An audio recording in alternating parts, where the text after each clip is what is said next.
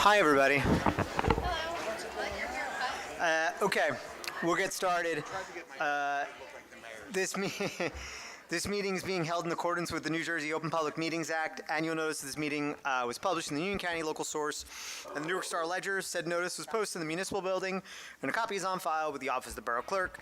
Fire exits are located in the directions I'm indicating. If you're alerted for a fire, please move in a calm, orderly manner to the nearest smoke-free exit. Proper notice having been given, the borough clerk is directed to include the statement in the minutes of the meeting. Please call the roll. Councilman Petrosky. Here. Councilman Johnson. Present. Councilman Signorello. Here. Councilman Urbina. Here. Councilwoman Lyons. Here. Councilman Patel. Here. Mayor Signorello. Here. All present, Mayor. A prayer and pledge of allegiance. Eternal God, grant us thy help in all our duties and perplexities. We ask for thy guidance. Give us thy protection in our dangers and sorrows. Grant us thy peace. Amen. Amen. I pledge allegiance to the flag of the United States of America and to the republic for which it stands, one nation, under God, indivisible, with liberty and justice for all. Okay. Packed house tonight. You guys are really excited about the budget. I get it. We have a bunch of proclamations and presentations this evening. I believe I'm counseling Councilman Petrosky and Councilman Signorello. You guys coming up with me? Yes. Okay, cool. We're going to start off with the USA New Jersey State Wrestling Qualifiers. Yes. Yeah. Okay, Coach Rainier, you want to come up? Yep.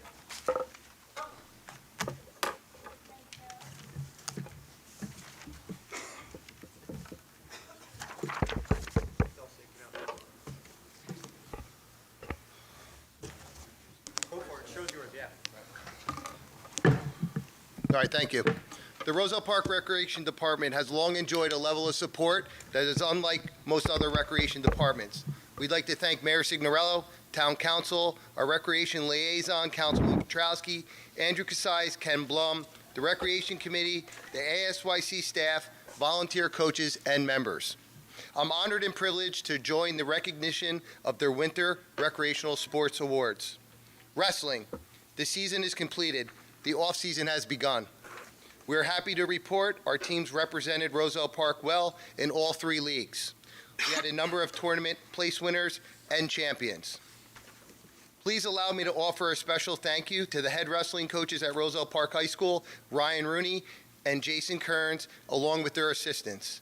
In addition, the Recreation Wrestling Coordinator, Craig Frost, for all they do for the growth and development of park wrestling.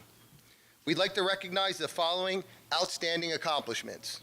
The 2025 USA New Jersey Kids Scholastic State Wrestling Qualifiers. At intermediate, 75 pounds, a state qualifier, Paul Toms.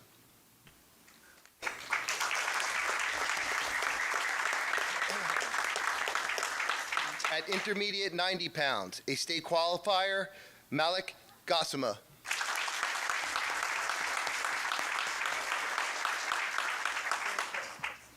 Come on up. I thought I saw him. No? Tina. An intermediate, 98-pound state qualifier, Jay Capello.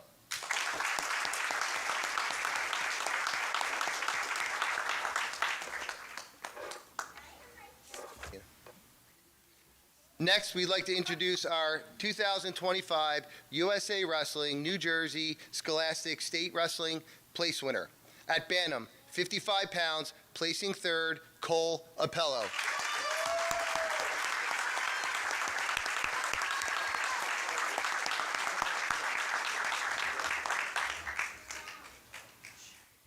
Next, we'd like to introduce our 2025 USA Wrestling New Jersey Kids Scholastic State Wrestling Champion at novice, 126 pounds, state champion, Hunter Appello.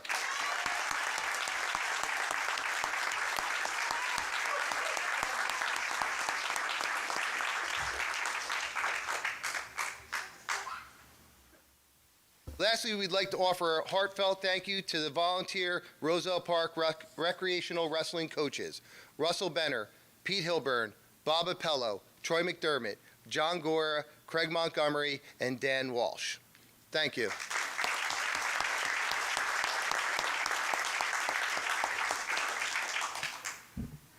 Picture of you guys? No.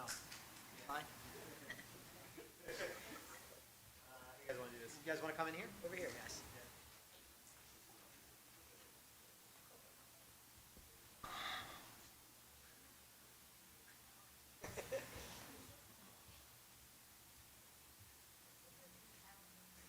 Thank you. Thank you, guys.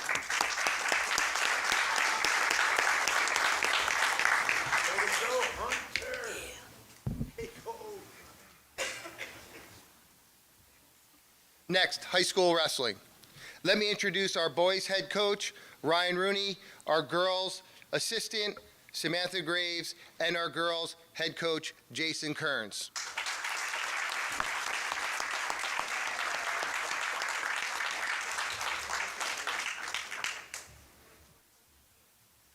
Evening, everyone. Thank you, Mayor and Council, for having us here and once again honoring the wrestling program. I'm going to talk about the boys wrestling program. So this year, I'm going to introduce our first team all-conference members. We have 4 of them here. At 132 pounds, we have a junior. He had a season record of 16-11. He was an A-Nice Invitational runner-up, took 2nd place. He took 6th place in Union County tournament as well, and he earned a first-team all-conference honor, Diego Osario.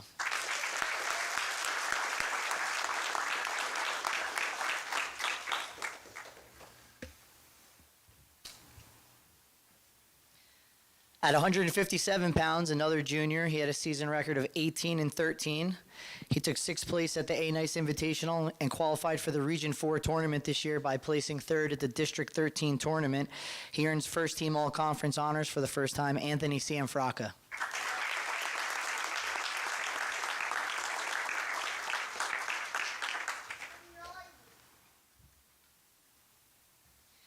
At 106 pounds, we have a junior with a record of 25-12 this year.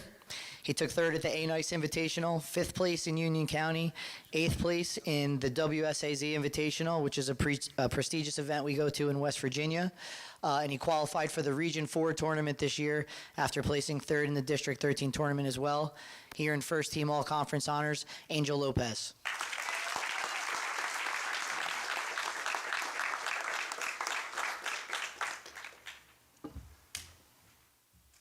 And last but not least, at 126 pounds, we have a sophomore. He had a season record of 25-10. He earned his 2nd consecutive A-Nice Invitational title this year, placed 4th in Union County, qualified for the Region 4 tournament as well by placing 2nd in the District 13 tournament, and he earns first team all-conference honors, Maxwell Griffin.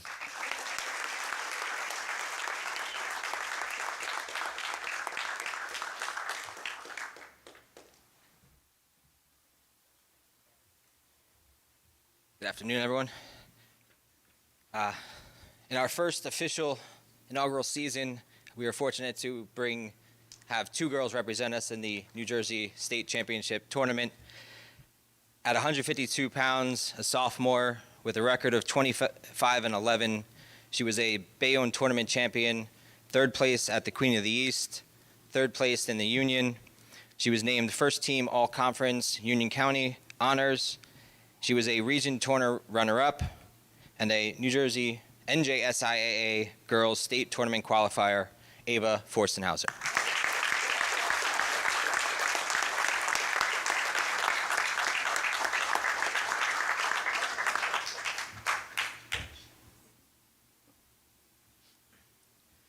At 120 pounds, a freshman with a girls record of 33-3, boys record of 4-0, making a combined season record of 37-3. She was a Bayonne tournament champion, Queen of the East tournament runner-up, East Brunswick Bears tournament runner-up. She was an Elizabeth tournament champion and outstanding wrestler. She was the Union County tournament champion and outstanding wrestler, and named Star Ledger Wrestler of the Year for Union County. She was named first team all-conference Union County. She was a region champion and finished 3rd place at the NJSIA Girls State Championship, Lucia Ranieri.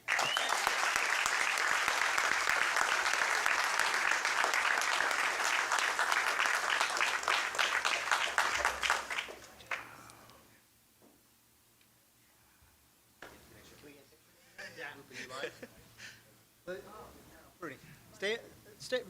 Oh yeah, okay. I was gonna say. I'm just going to relocate this.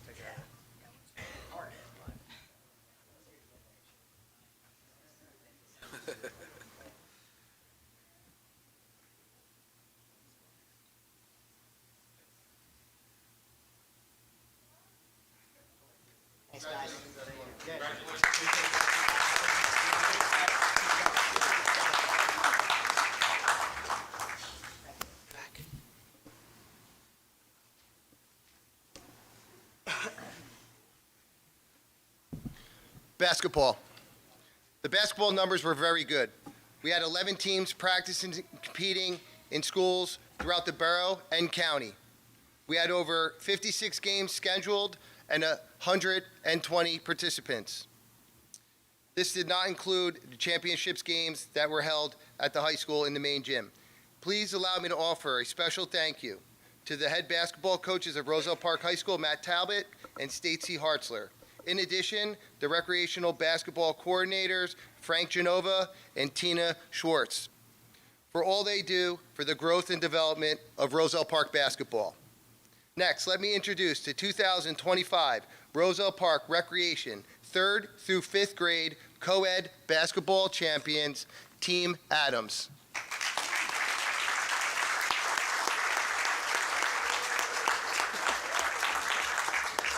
Team Adams was coached by Dan Adams and Steve Lyle.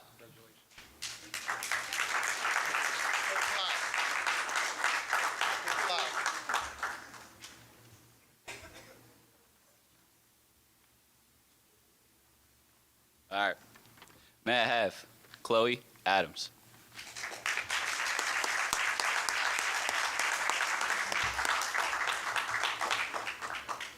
Kareem Banks.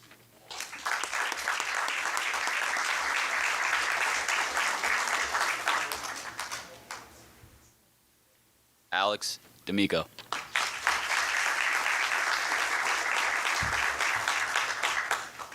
Mason Figueroa.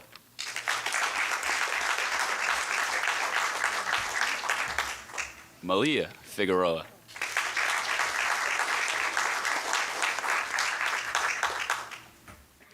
Joel Garcia.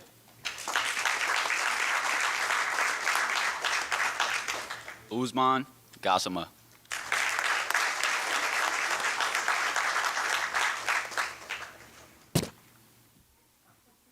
Anthony Umbria.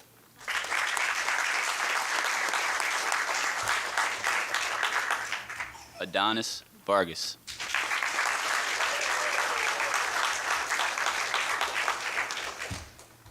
All right, let's take a picture. Thank you. Thank you. No, you're good. You're good.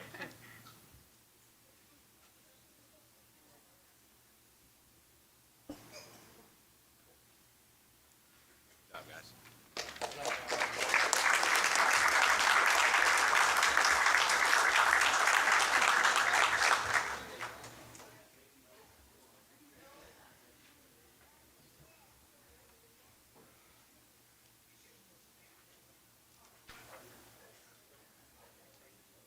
Next, let's introduce our 2025 Roselle Park Recreation Boys Middle School Basketball League champions. Team Avivi, coached by Fred Avivi and Todd King.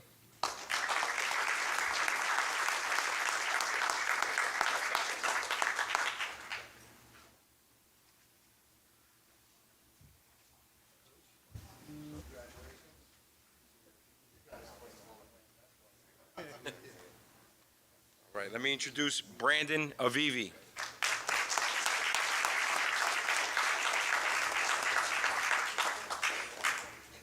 Brian Batista.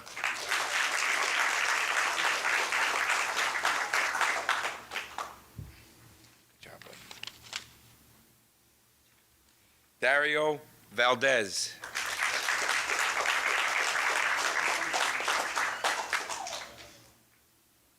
Malik Gassama.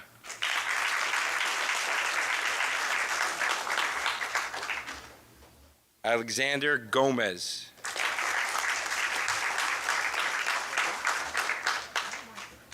Noah Ibrahim.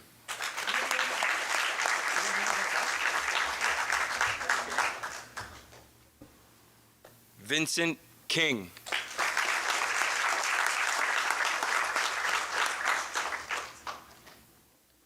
Good job. Anthony Morao.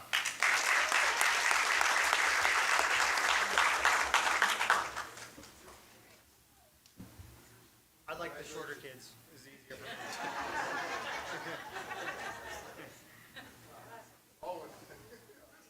Bring the rest. wrestlers back. Right here. That's all, it's all good. Keep rolling. Same here. Keep on growing.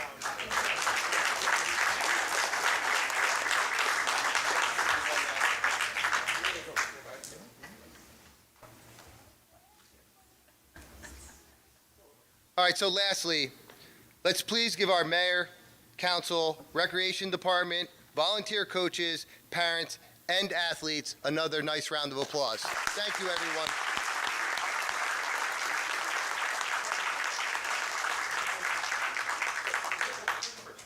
Okay, I want to thank John Ranieri for all you do with the recreation. I know you're a wrestling coach, but you put a lot of input with basketball, which I appreciate. I want to thank Tina Schwartz, the recreation director, who's doing a great job every year, and her committee is very awesome. So I want to thank them both and everything. And I want to thank the wrestlers. Hearing good things. Hopefully, we got a couple state champs coming up and everything. Basketball looks like it's going well. So I like to hear. I know John keeps me informed with the numbers, so that's always good to hear.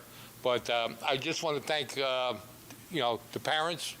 And I ran basketball for many years down there, and it's not an easy task. And I like the way they do it because my biggest problem when I ran it, the kids were coming in during the thing and running around the halls, and I had to deal with the principal every morning the following after the game. But I heard they got it under control, which is good, and the program is being run very well. But thank you, and recreation, thank you very much. I don't want to keep you guys here too long, but I just want to say, kids, I want you guys specifically, give a round of applause for your moms and dads. They work their butts off to do this. And I just want to say, especially, of course, the basketball players too, but especially the wrestlers, pay attention to your coaches, pay attention to the people who guide you. I've got a coach up here who I learned a bunch of life lessons from. And, it's going to be tough sometimes, it's going to be hard sometimes, but it's going to make you a better person when you stick through it. So keep up and listen to your coaches and listen to your moms and dads, all right?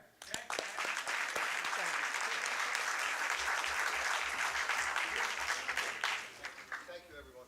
Thank you.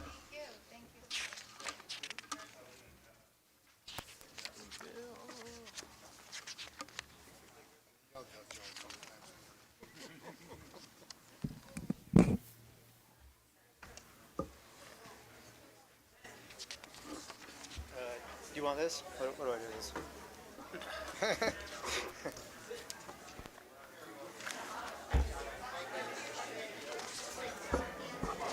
Sue, Have a good night. you don't know who I am. I'm Dora's daughter. Oh, Rosina! Oh my gosh! Seriously, do you know her? How are you? I'm looking at you. I'm like, I see you looking at me. I'm like, oh my God! I know. I grew up with you. Like, I mean, in my heart, you're like just, you were. In middle school. I know, my mom, it was the hardest job. I just wanted to, she's good. She's feisty. I keep her feisty. Yeah, you gotta stop by. Yes, my daughter, she's beautiful. She's 22. Oh, yeah, no, we're all good. John is good. Yes, he's good. Yeah, no, we'll talk. Where do you live now? Yeah, that's why I'm looking at you. I'm like, that has to be her. Oh, congratulations. This was beautiful. Glad you came up. Yes, of course. How are you? That's wonderful. Strut, go.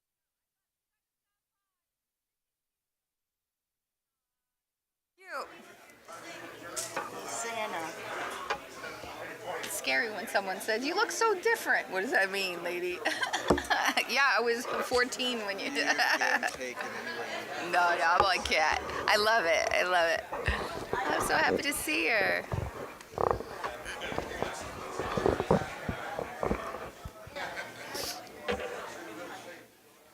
We get started in just a minute. once everybody's kind of filtered out.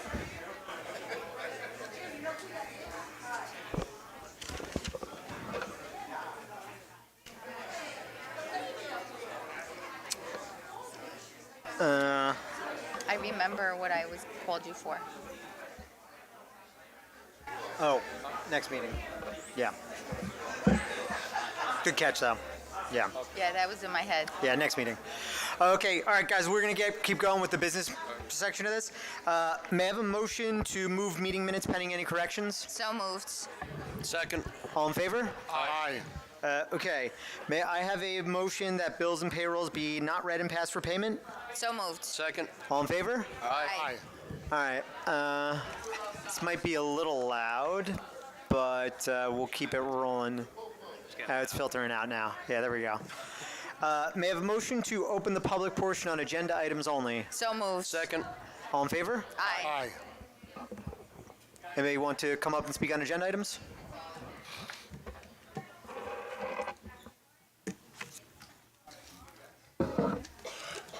Hello. Hey. Oh, sorry. Cindy Mago, 433 Walnut Street.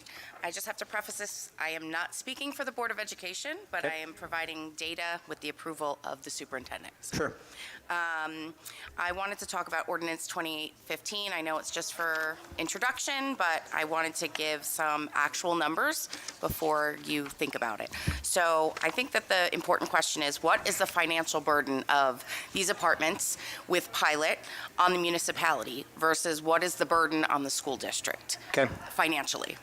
And so there's been some argument over how many students are actually in these apartments. I have the actual numbers from the Board of Education. Which are? For 240 Westfield Avenue, there are 35 minors living there, with 13 of them being registered students. For 250 Westfield Avenue, there are 25 minors, with 15 being registered students. For 10 Westfield, I think it is, or Westfield, Building A, there's 14 minors with 6 registered students. Building B, I don't think they have anything in there yet. Yep. And then I'm not sure if my place has pilot or not.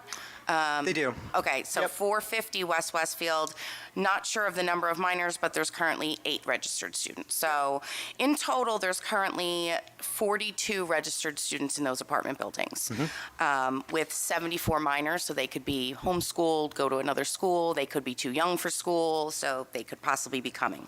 But the cost is obviously the important part. So the cost for educating, we just published this at the beginning of the year.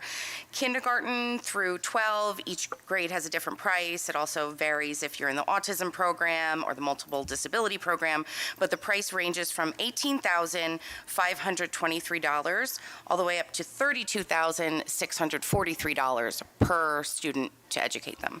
So if you average that, it comes to an average of $22,553.47. Okay. So multiplied by 42 students costs the district yearly $947,245.77. Just one quick question. In your calculation, are there any pre-K students?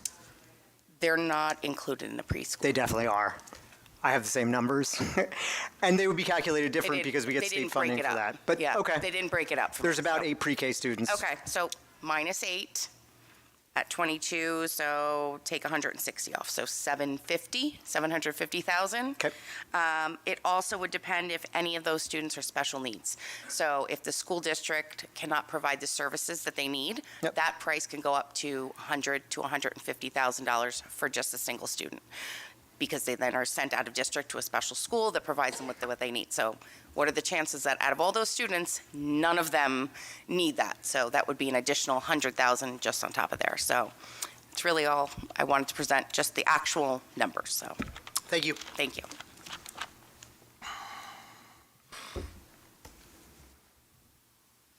I know you missed me. It's been a long time, bud. How you doing? Doing all right, doing better. Name and address for the record. Bill Crossett, 412 Galloping Hill Road. On the budget, I think the paperwork said something about a 3% increase. Do we know what that's going to mean to you and me? So I'm not sure the exact number of the proposed budget, but I believe I don't want to spoil it, Councilman Petrosky, do you want to give a preview of what the number is per household? Do you remember off the top of the dome, or Ken? What was the Average number per house as For introduced? the average house assessed at $253,000, the municipal tax increase is estimated to be $50.60. Reason I ask is I've been in town 20 years, and my taxes have gone up 60%, 60. And that's just point blank ridiculous. Yep. For the apartments and what the lady was just talking about with, I guess, $0 going towards the school fund, I got a little upset about that. Mm-hmm. A year ago, I came in and point blank asked this council if all those apartments were paying their fair share to include school taxes, and the answer was yes, they are. Okay. And apparently they're not. So that means it all falls on all of you, all of us, everybody at home. Why couldn't we get the right answer a year ago?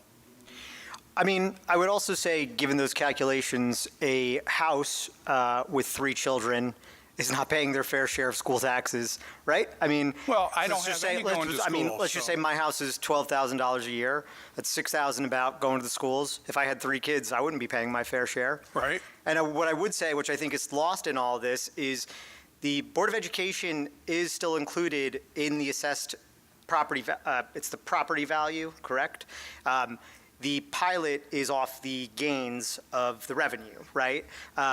So again, I would also put this in context, right? So of the 42 students, which I believe those numbers, I could double check, but I believe it's 7 or 8 that are in pre-K, right? And it's great that we have pre-K, but it is an optional thing that we do, and it is, help funded by the state.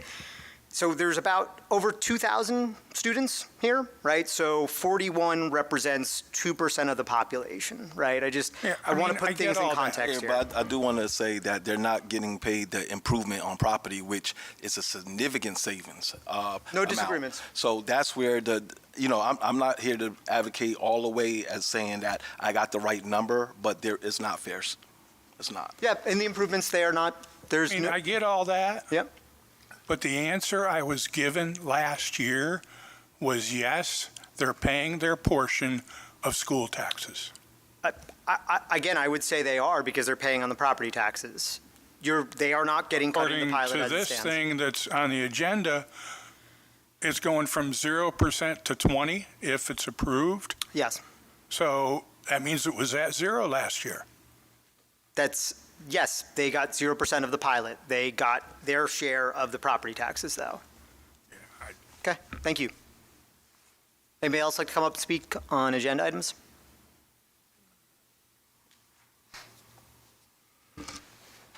Hi, Jennifer Mano, 415 Filbert.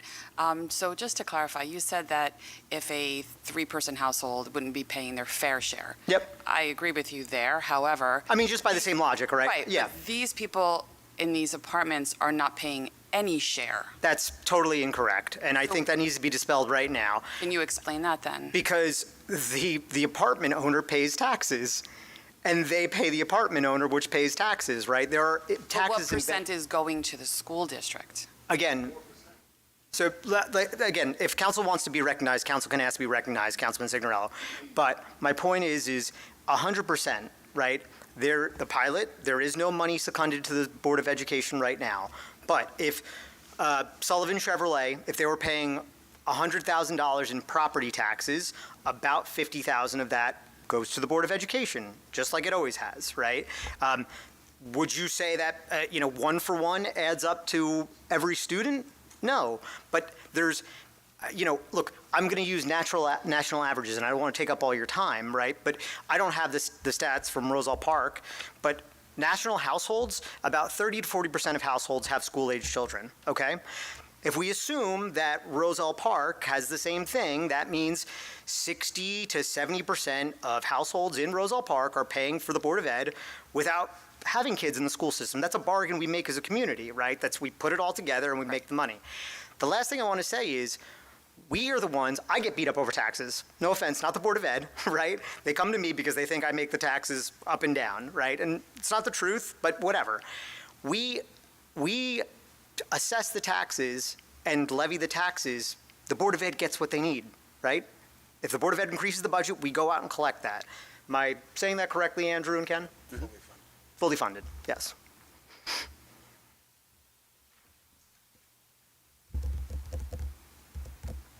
Anybody else? Okay, I'm seeing no one. May I have a motion to close the public portion on agenda items only? So moved. Second. All in favor? Aye. Okay, reports to departments. Andrew, you want to start us off with anything? Yeah, Mayor, just a couple of updates. So we had, in the clerk's office, we had the filing deadline for candidates for nomination on the 24th. Everything, all the petitions were certified to the county clerk. The primary election will be held, as a reminder, a little later than usual. It'll be on June 10th, as opposed to June 3rd. Couple of grant updates. We did receive, and I believe the chief may mention this during his report, we received a $7,000 distracted driver grant through the Office of the Attorney General and the Division of Highway Traffic Safety at the state. That is for targeted enforcement during the month of April, particularly for distracted driving and particularly texting while driving. So be on the lookout and put your phones down. We received notice from the County of Union of a $65,000 grant from the Union County Infrastructure and Municipal Aid Grant that will help offset any debt issuance or debt authorization as part of the capital budget for road work this year. We also received notice from the Department of Environmental Protection of a little over $7,000 in funding as part of the recycling tonnage grant. As a reminder, the recycling tonnage grant is based on how much material you recycle, and the data is always delayed. So this year's grant is based off of items recycled in 2022. And just a couple note on some projects going on. We're in the final throes of the Boy Scout Park project. I'm sure council members will want to discuss their individual projects going on in their areas, but that's ongoing, trying to wrap it up soon. Likewise, Avon Street and Berwyn Street, a lot of the concrete work is still ongoing. There's a lot of concrete work on those streets as they were pretty much totally redone. We are out to bid currently for several other streets all throughout the community. The streets that are particularly out to bid right now are on the east side, but I believe the last count we had was about 24 streets that are going to be slated for improvement this year. So we're trying to kind of get ahead of the game, get out to bid early, and make that happen during the summertime when it's less impactful to the community. There's several other updates I could provide, Mayor, but I'm open to any questions. Any questions for Andrew? Okay. Ken, we'll just keep on the dais and then we'll go to the other guys. Thank you, Mayor. As we mentioned, the budget's being introduced tonight. It's a $50.60 increase for the average house. The public hearing and hopeful adoption will be on May 1st. And the SOAR rate is also on here tonight for second reading and adoption. The rate is going down from, it was $8 last year. It's going down $5 this year. Ken, just real quick to set context, what was it before it went up to $8? $4. Right. So there is a slight increase overall, but you know, we still have to pay the city of Elizabeth annually until we get the SOAR separation project. So that attributes to about a $200,000 increase. And remember, this is the first year we're doing the new billing cycle where we're just taking October, November, December water readings. So that consumption number is down about 12,000. So, and that's attributable to why it's a $5 rate.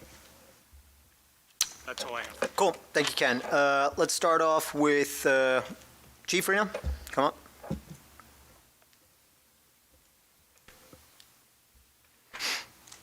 Good evening, everybody. Good evening, Chief. Good evening. So I submitted my report for the month of March. I'd just like to highlight a couple of line items. From March 3rd to March 7th, members of the Roselle Park Police Department participated in the Read Across America campaign, where they read books to the students at Aldine School, Robert Gordon School, and Sherman Schools. On March 11th, the Roselle Park Police Department Community Policing Unit participated in a law enforcement recruitment fair at Kane University that was sponsored by the Union County Prosecutor's Office. There was a lot of recruits there, a lot of people looking to be law enforcement officers, which is impressive these days because no one wants to be a law enforcement officer because of the climate of the way things are right now. I want to be a cop. Is it too late? No. How old are you? 37. Out. No, I'm out. That sucks. And then Brutal. Andrew stole my thunder, but I'm pleased to announce that the Roselle Park Police Department was awarded the grant in the amount of $7,000 to be used to support the distracted driver campaign that takes place in the entire month of April. With the help of this extra funding, the Roselle Park Police Department, through increased awareness and enforcement, aims to reduce the number of accidents caused by distracted driving and create a safer community. Just remember, you drive, you text, you pay. That's it for my report. I wanted to add a couple things. I know there were some Facebook posts and some emails that I received about about a week ago. There was a rash of catalytic converter thefts in our town. They seem to have been localized to the east side of town. I put a PSA on our Roselle Park Police Facebook page if you would like to, go on the page. I put some finer points on how to protect yourself from this type of crime, what you could do if it does happen, how to report it, how to go about doing that, and some assistance for if you have insurance claims, that type of nature. That night, I just want to let everybody know that our officers were out there doing their due diligence. Unfortunately, they got about 7 cars before we came upon them. We did try to make a stop on that vehicle. It fled out of town and headed on the Garden State Parkway. Because we have certain laws and regulations that we have to abide by, that crime doesn't constitute a pursuit. So therefore, we cannot pursue that vehicle any further. We do have the detectives working on that case. We're hoping to get some good leads. We're working with other agencies that also had the same type of incidents with the same vehicle and suspects. So hopefully you'll have something soon on that. But I just wanted to put that to rest, that we are out there, we are doing our job. We're trying to prevent crime, and we can only do what we're allowed to do to stop it. So that's all I have, Mayor. Cool. Any questions for the chief? Yeah, Chief, what can we do better to support you? Because you mentioned legislation and laws that prevent you from engaging in high-speed pursuits. Is this something we need to bring up at the state level, or are we seeing it in other communities as well? So we do have some advocates. I was at the state chiefs meeting today. A bunch of the state chiefs were also talking about the same type, similar incidents, what we could do better, what we could talk to our legislators about. By all means, if you write to the right people, hopefully a bill will be passed to allow that to happen. Hopefully, things will change where they'll allow us to pursue for incidents like that. But however, it's always a safety factor, right? You gotta, if the objective is to try to stop them from doing that crime, but you're going to chase them down and put somebody in jeopardy by doing so, it outweighs itself. It's a property crime, so it's a fine line. So it's something that they're trying to contend with, just like the murder of the detective from Newark. We have a 14-year-old boy that actually shot and killed the detective from Newark, and there's some legislation bills out there where they're trying to try him as an adult now. So legislation always helps. Okay. We could talk offline a little bit further. Absolutely. Mayor, could I just piggyback on Sure, something here? yeah. I just want to piggyback on something because I don't know if it was last year or the year before, we had a kind of a string of pursuits, and some of the officers were actually injured, and our equipment, pursuits are almost a lose-lose. Right? I mean, just forget about the policy, right? Unless you immediately catch them and nobody gets harmed. If life is at risk of the officer, if the equipment gets broken or damaged in some way, there's almost no recovery on these cases, right? So even if you get the perp, right? Even if you get the person who did the crime, innocent bystanders as well, and any risk of life, right, is traumatic. But then on the equipment side, right, when all is said and done, people are prosecuted, and even if they're brought to justice, we, as a municipality, as a public entity, you never get recovery, almost never get recovery, because you're going to go to these people, and by and large, they're criminals and they have nothing, right? And there's really no way to go after their insurance. There's no way to go after any assets. So we usually end up, and even if insurance covers us, somebody pays. That's just something I wanted to add on, where I know the chief said it correctly. We do pursue when we can. Yeah, I was about to say that there's levels, so that's not totally true that we're not allowed to pursue, but it has to make sense. So we're not gonna chase someone down and kill 3 people because the Cadillac converter was stolen. That's property. I understand It's a that. it's a no-brainer burger for me. So there are levels that's directed in the AG guidelines, and you can look at that as well if you want to. Like I said, I just wanted to bring this whole thing to light because, like I said, I saw a lot of people that were angry that there was a crime that was committed, and they're feeling that we're not out there patrolling, we're not out there doing our job, but these guys were on it, and they did stumble upon what was going on, and they did take action, and we could only do so much. Heard. Nice, Chief. Thank you. Yep. Nobody else? That's it. Like your suit. Looks good. Thank you. Rich? Thank you, Chief. Thank you, Chief. Good evening, everyone. So, we're moving along upstairs. Construction code element is quite busy. Trying to finish up some of the larger projects. We're coming to conclusion on a couple of them. So, for the month of March, we had 165 permits. Total revenue through the end of March is $142,961. We have sewer connection fees year-to-date of $82,120.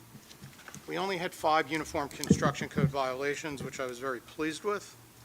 On the property maintenance side, we had 10 court dispositions, fines year-to-date of $2,184, 15 violations issued for the month of March, and 18 court summonses.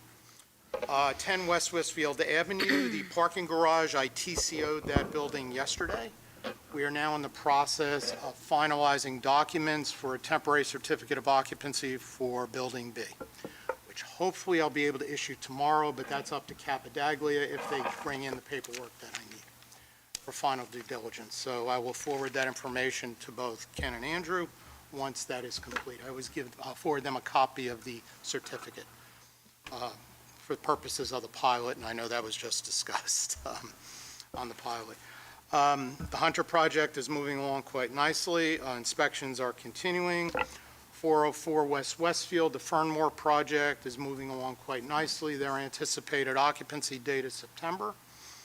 So that pilot should be on board this year for the end of the year.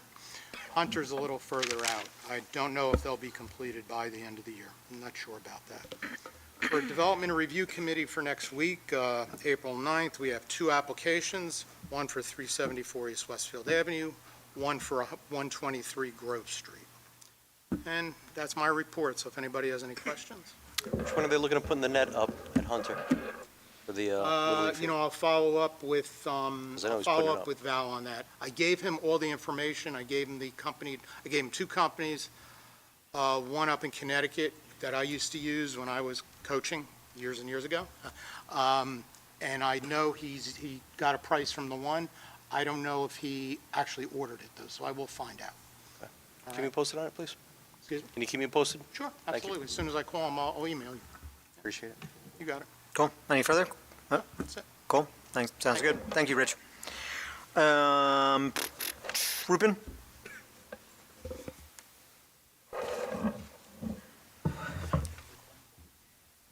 Thank you, Mayor. Good evening. Good evening. Gonna make it really quick, short, just like the way you want it. So, a couple of reminders. This Saturday we have the Meet the Borough event, 11 to 1. We have sent the invitations to all the residents. We have received response from 3 residents that's going to show up on that day, and we have 3 businesses who's going to come as well. On April 25th, we have Arbor Day celebration from 9:15 at Roselle Park High School. And then April 29th, we have Surrogate's office visiting for a presentation. And we have been getting a lot of phone calls for MBC event when it's coming up or whatnot. We don't have the solid answer to it yet when they're going to come, but I have submitted another application for month of July and month of August. Hopefully they will come again. And there are also other questions about Real ID. Hopefully Andrew can help me with this. Real ID, it's not necessary if you're not flying domestically. So, I mean, yes. No, you need domestic. Yes, domestic you need it, sorry. So you need it everywhere. You need Real ID for international. that. But if you're not I'm sorry, Andrew, can you help me with this? Yeah, so what we've been getting a combination of at Borough Hall and at the community center are people panicked that their ID, if it's not a real ID, is going to expire in May because they don't have a star on it. They're worried that even if they have a passport, they're not going to be able to fly, which is not the case. So the reality is, if you have a passport, generally speaking, you're covered. You go for your regular appointment and get a real ID through the regular course of action if you have a passport. If you don't have a passport and you need to fly domestically, you need a real ID, and you should be seeking out opportunities. But otherwise, your driver's license isn't going to expire. They're not going to take it from you or throw you in jail. But people are really calling in a panicked state that they're not able to get a real ID appointment. I know Rupen's followed up multiple times even this week just to try to get another mobile MVC event. But when I tell you that the DMV opens 50,000 appointments a week, and within 10 minutes, all 50,000 throughout the state are taken within minutes of the portal opening, it is minutes. There's a level of panic throughout the state that people's IDs are going to expire in May when Real ID goes into effect. It's just not the case, just for whatever it's worth. Thank you, Andrew. And that's all I have. That wasn't that short. Thank you, though. It was a good one. Thanks, Kevin?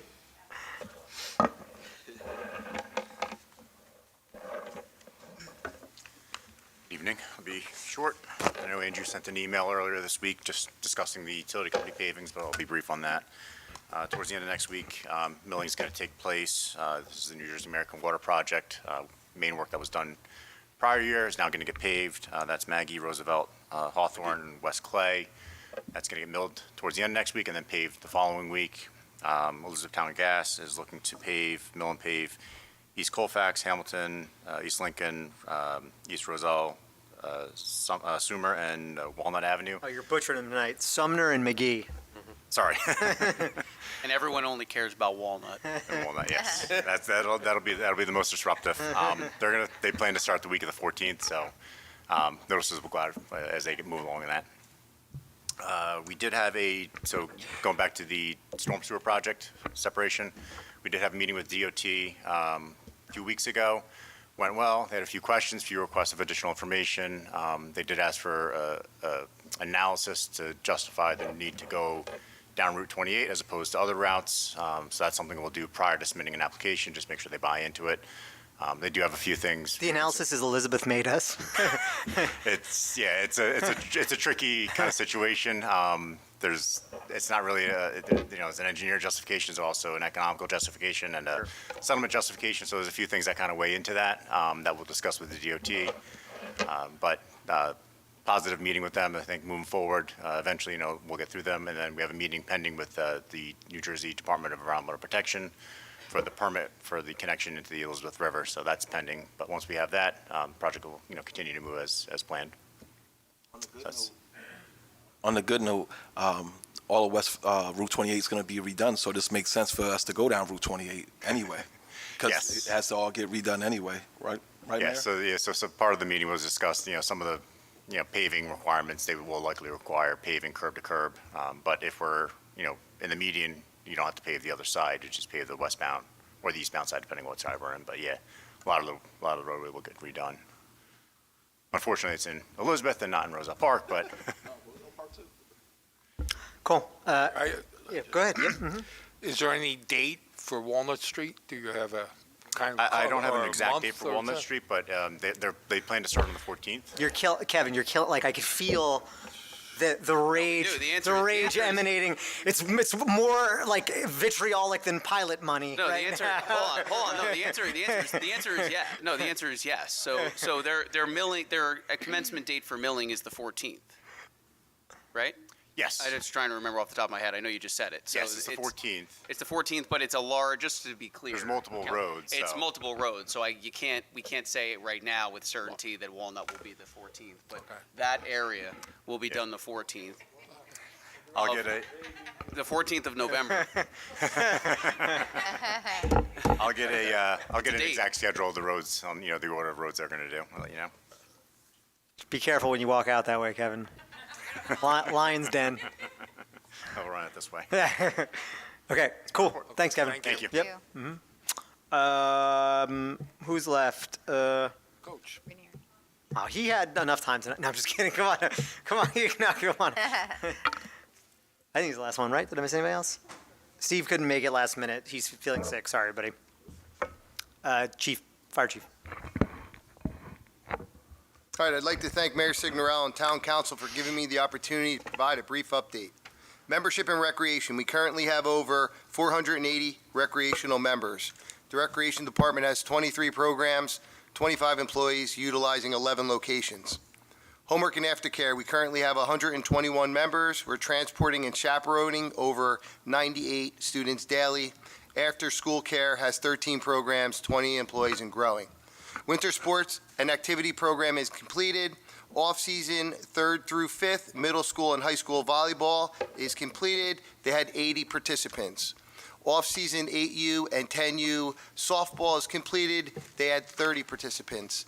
Basketball and wrestling are completed. I'd like to personally congratulate and thank all of our volunteer coaches, athletes, and parents for yet another successful season. Roselle Park Performing Arts had 27 participants. The end of the year performances were amazing.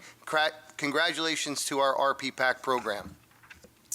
We're in the process of finalizing our spring program. As of now, off-season volleyball has started on Wednesday nights at the ASYC, and we currently have 56 participants.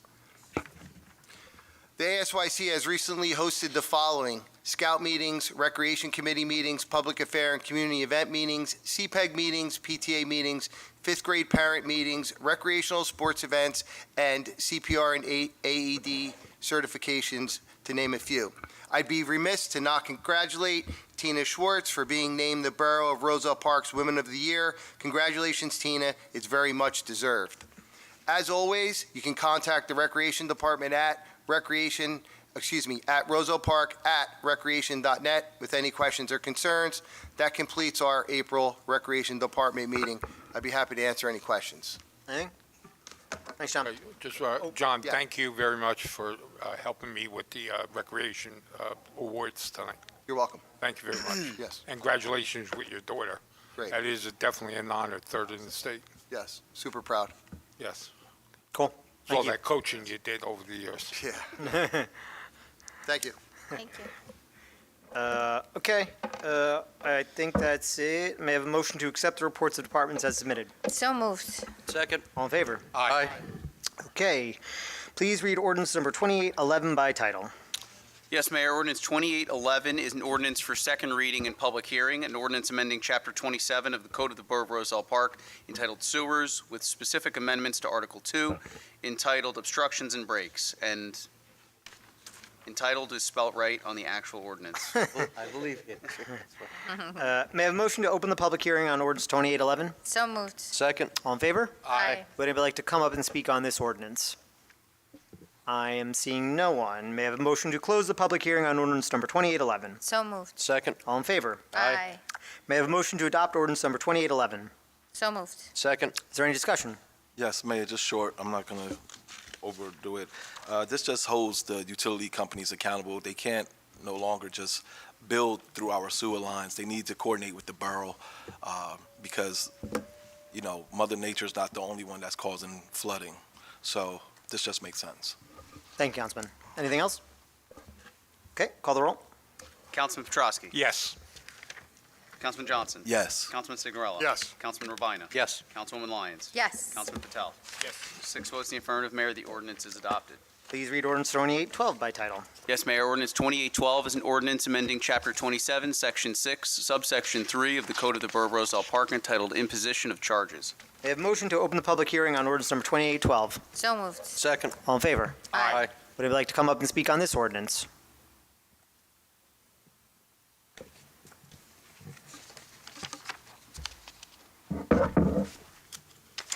How Yes, you sir. doing? George Ramirez, 500 East Clay. Quick question. So it used to be $4 per unit or whatever. Yep. Now it's $5. What happened to the extra payment that we made last year? Yeah, so this is the sewer, is this the sewer bills on this? Yes. Okay, yeah, so the, the extra payment went to, I guess, the overage fees last year, right?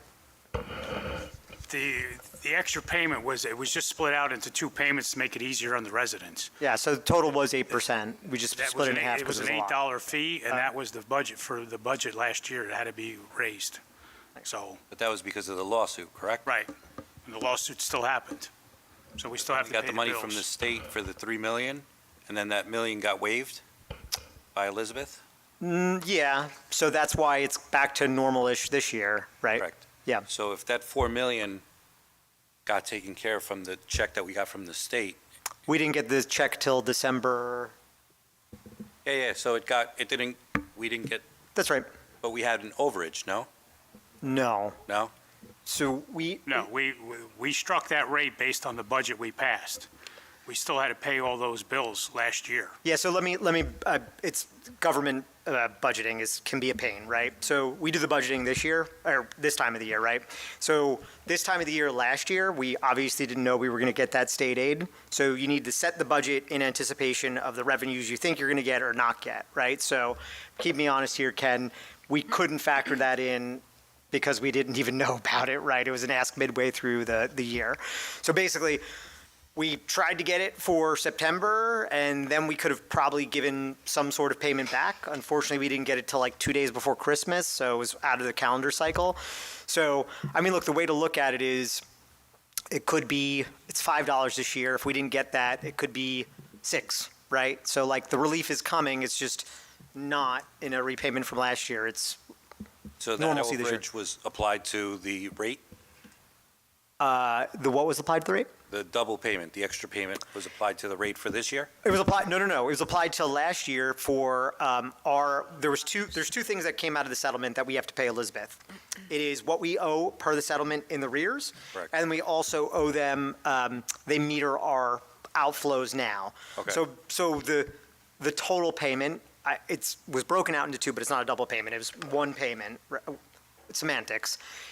All of that got used for our normal sewer utility that you've been paying for the last 15 years. 4%? Yeah, that's the 4%. And then the overage there was the payment we paid in the rears to Elizabeth, and then the flow that we owe going forward until we're off their system. Does that make sense? Correct. Yeah. All right. Thank you. Yep. Did I get all that right? Close enough? All right, cool. Anybody else? Okay. May I have a motion to close the public hearing on ordinance number 2812? So moved. Second. All in favor? Aye. Aye. May I have a motion to adopt ordinance number 2812? So moved. Second. Is there any discussion? Okay, please call the roll. Councilman Petrosky. Yes. Councilman Johnson. Yes. Councilman Signorella. Yes. Councilman Ravina. Yes. Councilwoman Lyons. Yes. Councilman Patel. Yes. 6 votes in the affirmative, Mayor, the ordinance is adopted. Please read ordinance number 2814 by title. Yes, Mayor, ordinance 2814 is an ordinance for introduction, an ordinance amending Chapter 2, Article 1, Section 1, Subsection 3 of the Code of the Borough of Roselle Park entitled Ordinances and Resolutions. May I have a motion to approve ordinance 2814 for introduction and fix the date for second reading and public hearing as April 17th, 2025? So moved. Second. Is there any discussion? Yes, Mayor, if I may. Yep. Just briefly, just wanted to inform the residents that this is a normal practice in government.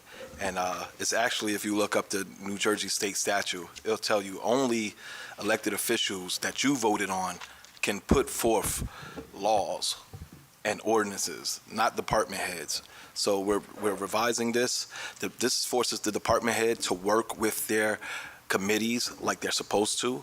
And this ordinance still needs a little tweaking, and I know Andrew's not going to want to hear that, but I'd rather vote on this right now at face value because I don't have the language or the energy to go into the tweaking right now. This is going to take a little bit more. This should just be for committee members only, that if the liaison doesn't want to do it, the committee any other committee member could pick it up, not any other member of council. Other members of council can always put forth laws that they want, but we're talking about when it comes to committee and department heads. So that needs to be tweaked a little bit more. I don't have the language. I would like to work with the rest of council with that, but I was shocked actually when I heard a past elected official didn't know their powers. And so, yeah, be careful with trying to go on Facebook just to say no, just to be adversarial.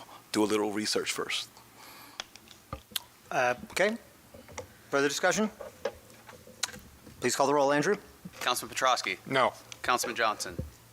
Yes. Councilman Signorello. No. Councilman Ravina. No. Councilwoman Lyons. No. Councilman Patel. Yes.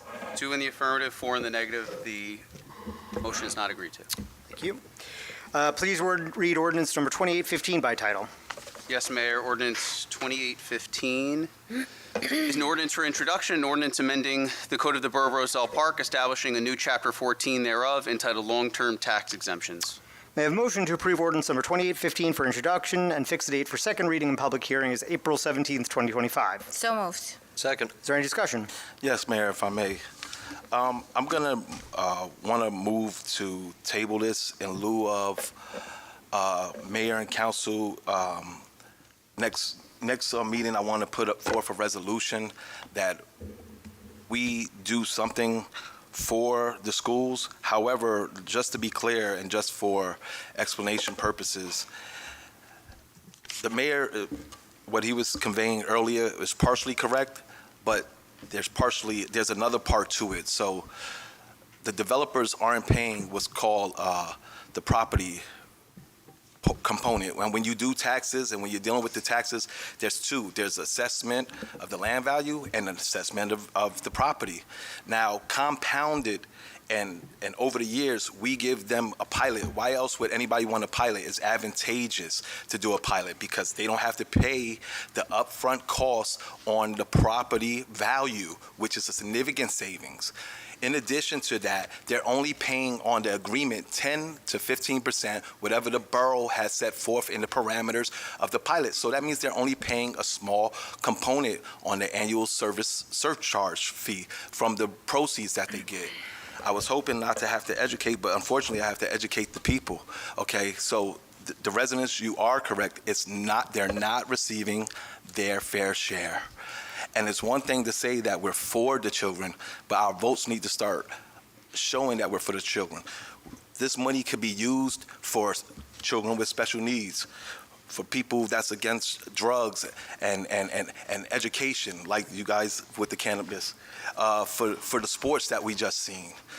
We even had elected officials that sat on the board, so they should know how hard it is for the schools to maintain. So yes, they get the 54% off of the land value only. They do not get the inflation. They do not get, the developers get a fixed rate, and they save millions over time. We give them a 30-year hiatus, and gradually the annual service charge fee goes up, gradually. And the first few years, they don't pay it at all. They pay zero. So this is something we should revisit. I would like to table it. If you don't want to table it, you can vote it down. The next meeting, I still would like to put forth a resolution that this governing body says we're going to commit at least for 2026, because I do realize that Ken, and something that the mayor brought up, that 95% of the budget is already, and I don't want to increase the taxes on our end. But there is still a way that we could decrease the tax, and we'll get to that part later. So that's my end of my discussion. So is that a motion to table? Yes. Is there a second? Second. Okay. Please call the roll, Andrew. Councilman Petrosky. No. Councilman Johnson. Yes. Councilman Signorello. No. Councilman Ravina. No. Councilwoman Lyons. No. Councilman Patel. Yes. 4 in the negative, 2 in the affirmative. Motion to table is not agreed to. Okay. Motion is on. A motion to introduce. Okay. Can I entertain discussion still, or this is just call the We roll? just vote it down after that. Or Okay. vote. Well, you can still discuss. The motion on the table is the motion to introduce, Oh, okay. So, as presented. okay. So call the roll.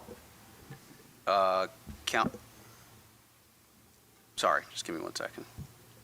Councilman Petrosky. No. Councilman Johnson. Yes. Councilman Signorello. No. Councilman Rabina? No. Councilman Lyons? No. Councilman Patel? Yes. 4 in the negative, 2 in the affirmative. The motion is not agreed to. Thank you. Please read ordinance number 2816 by title. Yes, Mayor. Ordinance 2816 is an ordinance to exceed the municipal budget appropriation limits and establish a cap bank for calendar year 2025 pursuant to NJSA 40A:4-4514. May I have a motion to approve ordinance number 2816 for introduction and fix the date for second reading and public hearing is May 1st, 2025. So moved. Second. Is there any discussion? Please call the roll. Councilman Petrosky? Yes. Councilman Johnson? Yes. Councilman Signorello? Yes. Councilman Rabina? Yes. Councilman Lyons? Yes. Councilman Patel? Yes. 6 votes in the affirmative, Mayor. The ordinance is introduced. Please read ordinance number 2817 by title. Yes, Mayor. Ordinance 2817 is an ordinance for introduction, an ordinance amending Chapter 10, Section 4, subsection 4.1 of the Code of the Borough of Roselle Park entitled Recreation Fees Enumerated. May I have a motion to approve ordinance number 2817 for introduction and fix the date for second reading and public hearing is April 17th, 2025. So moved. Second. Is there any discussion?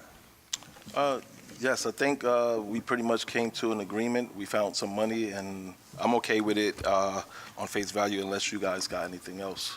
But I'm for government, I'm for police and fire, and I'm for military, but I'm not for zeros because that affects the tax rate, as the mayor said last meeting. Any further discussion? Yes. Excuse me. I do. So right now we're offering 20% discount on to police department, fire, and veterans. So I would like to amend it that the veterans get it for the fees be waived, because they did give a service for the country. So I believe that we could do that for the bare minimum. Okay. Motion. So there's a motion. Is there a second? I'll second it, but I just think that it's going to hurt the tax rateable. That's why I was trying not to give anyone zeros, because originally we had the police and fire getting zeros as well. But I'll second it just to... Okay. Please call the roll, Andrew. Councilman Petrosky? No. Councilman Johnson? Yes. Councilman Signorello? No. Councilman Rabina? No. Councilwoman Lyons? No. Councilman Patel? Yes. 4 in the negative, 2 in the affirmative. The motion to amend is not agreed to. Okay. Motion on the floor is a motion introduced as presented. Yeah. All right. Please call the roll, Andrew. Councilman Petrosky? No. Councilman Johnson? Are we voting on this as is? Yeah. No, sorry. Okay. This is I'm sorry. voting on This is the. a motion to introduce as presented. Yeah. Just to be clear, so Ken, this is the 150 that you recommended. Where this is staying as is with the discounts and okay. everything else, right? Yeah. You're the 10, 20% or whatever is still staying. And you guys raised the aftercare significantly like you wanted. I forget the exact details, but I think it's 100. It's 150 versus 150. 200. Yeah. Yeah. Okay. Got it. Councilman Johnson? Yes. Councilman Signorello? Yes. Councilman Rabina? Yes. Councilwoman Lyons? Yes. Councilman Patel? Yes. 5 votes in the affirmative, 1 in the negative. The motion is agreed to. The ordinance is introduced. Okay, thank you. All matters listed with an asterisk are considered to be routine and non-controversial by the council and will be approved by one motion. There will be no separate discussion of these items unless a member of the governing body so requests, in which case the item will be removed from the consent agenda and considered in its normal sequence on the agenda as part of the general orders. Please read all resolutions by title. Wow, there's not a lot. Yes, Mayor. Resolution 10525 is authorizing the Borough Clerk to auction unclaimed bicycles. Resolution 10625 is authorizing self-examination of the 2025 municipal budget. Resolution 10725 is authorizing introduction of the 2025 municipal budget. Resolution 10825 is appointing William Scheinstuhl as part-time covering plumbing subcode inspector. Resolution 10925 is authorizing change order number 1 to National Water Main Cleaning Company for the project miscellaneous storm sewer cleaning and televising in the amount of $14,776 increase to reflect the total contract amount of $214,776 after all change orders. And Resolution 11025 is authorizing closeout of the contract with National Water Main Cleaning Company for the project miscellaneous storm sewer cleaning and televising. Okay, we pulling anything? Yes, 107-25. Yes, sir. Anything else? Okay, may I have a motion to approve the resolutions remaining on the consent agenda? So moved. Second. All in favor? Aye. Aye. May I have a motion to adopt resolution 107-25? So moved. Second. Is there any discussion? Yes, Mayor, if I may. Yep. I want to discuss on the current fund appropriations, property purchase of 31 East Westfield Ave, which is the Wells Fargo. And we had this discussion in closed session, but since it's on here, I guess it's open now.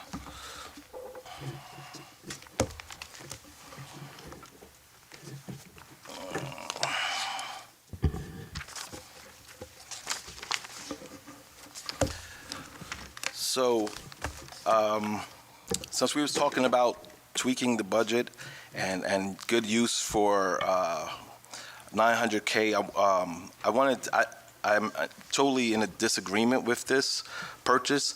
During closed session, I was for it, but just like anywhere else, when you go to sit at the dining table with your family and you start crunching numbers and your wife or the husband come up to you like, hey, we should do this, we should do that, and then we start crunching numbers, you start prioritizing. And once you start prioritizing, you're like, hey man, 900K, we can't do it this year, babe. Maybe it's something that we could do later on down the line or revisit. Now, we got this money from what's called a sales of municipal assets, and of course there's restrictions with that. So when we redid the cell tower leasing agreement, we received a 900K, I guess, one-time payment, and which is a good thing. But what that means is Just real quick, I think it was a little bit north of that. a little bit more. No problem. A little bit more than that, estimated, which is a good thing. That money, what that means is we could use it on capital projects, roadways, safe routes to school, sidewalks, streets, potholes. We could do nothing that consists of operational costs. Now, I would be still open to purchase this property, but I would rather do a share agreement with the owners. And I'm not certain, but if they said that they don't want to own liability, I feel like it's not a problem for the borough to take liability. If we're going to give them a percentage, we can offer them a percentage of the parking revenue. What corporation, they're not making anything right now. Right now, they're getting taxed and they only have the driveway. What company wouldn't want to get money or extra revenue? So we can easily do a share agreement with them, ask them. I don't think that they want liability. That's not unreal. We already have liability on every other municipal lot. So this will give them more parking. This will give the businesses more parking, and Wells Fargo will be able to make money. But to spend 900K in capital when we could probably take our time to see what is getting spent on surpluses from equipment, vehicles, things of that nature, that we can offset the costs of that. So how much we're spending, Ken? Probably like a little over $2 million on the surplus. I'm sure there are projects like the projects when we do Avon and Berwyn, or when we're doing Locust, where we have to put some money towards that. We're getting grants, but that doesn't cover everything. The part that we're spending money on, we can use that capital money on that. So this will be better used if we took our time and find those capital projects that we can minimize unnecessary spending of the surplus. So, I mean, this is just something else to consider. I got a whole page of things that we could probably do. The DPW facility, OSHA, safety upgrade problems, sidewalk improvements, capital bonding. We could pay down debt with that 900K. So we go up in value. So I know we have debt, so we could pay down 900K in debt, police and fire equipment, etc. Like I could go on and on, but unfortunately we can't get that list until the end of the year when it's required by state, which I've been asking this body for some time now. So I mean, in their defense, they've been working on things, but there are other avenues that we can utilize this 900K for, and it does not have to be for a full payment of purchasing land that we don't even need right now. Also, that land could possibly affect maybe the number of apartments that we have to do. I'm not certain, that's what we got attorneys for, but if they go by evaluating how much land we have, that may play a part. So there's a lot of things that we need to sit down and consider, and I would prefer to table this so maybe we could have an emergency workshop of some sort, because it's good that the committee worked together, but I would like to have a little input on this 900K.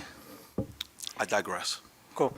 So, Councilman, just a couple points of clarification there, and we don't need to debate the merits of this one way or the other. I would say investing for parking, which is at a premium, is important, but we don't need to debate that right now.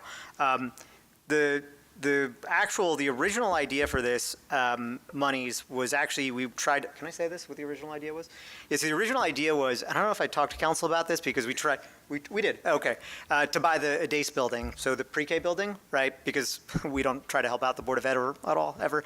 What we got blocked by was the attorneys, because basically there's case law out there that if a borough uses capital monies to buy something on behalf of the Board of Education, it could be seen as an end around for capital, right? Because they need to go to a referendum for capital expenditures. So that was the first idea, something to do in partnership, should be owned by us in some way. That aside, I don't want to get into the total back and forth of it. Totally agree. That was actually my first option with Wells Fargo, and you'd be surprised they were not down for a revenue share.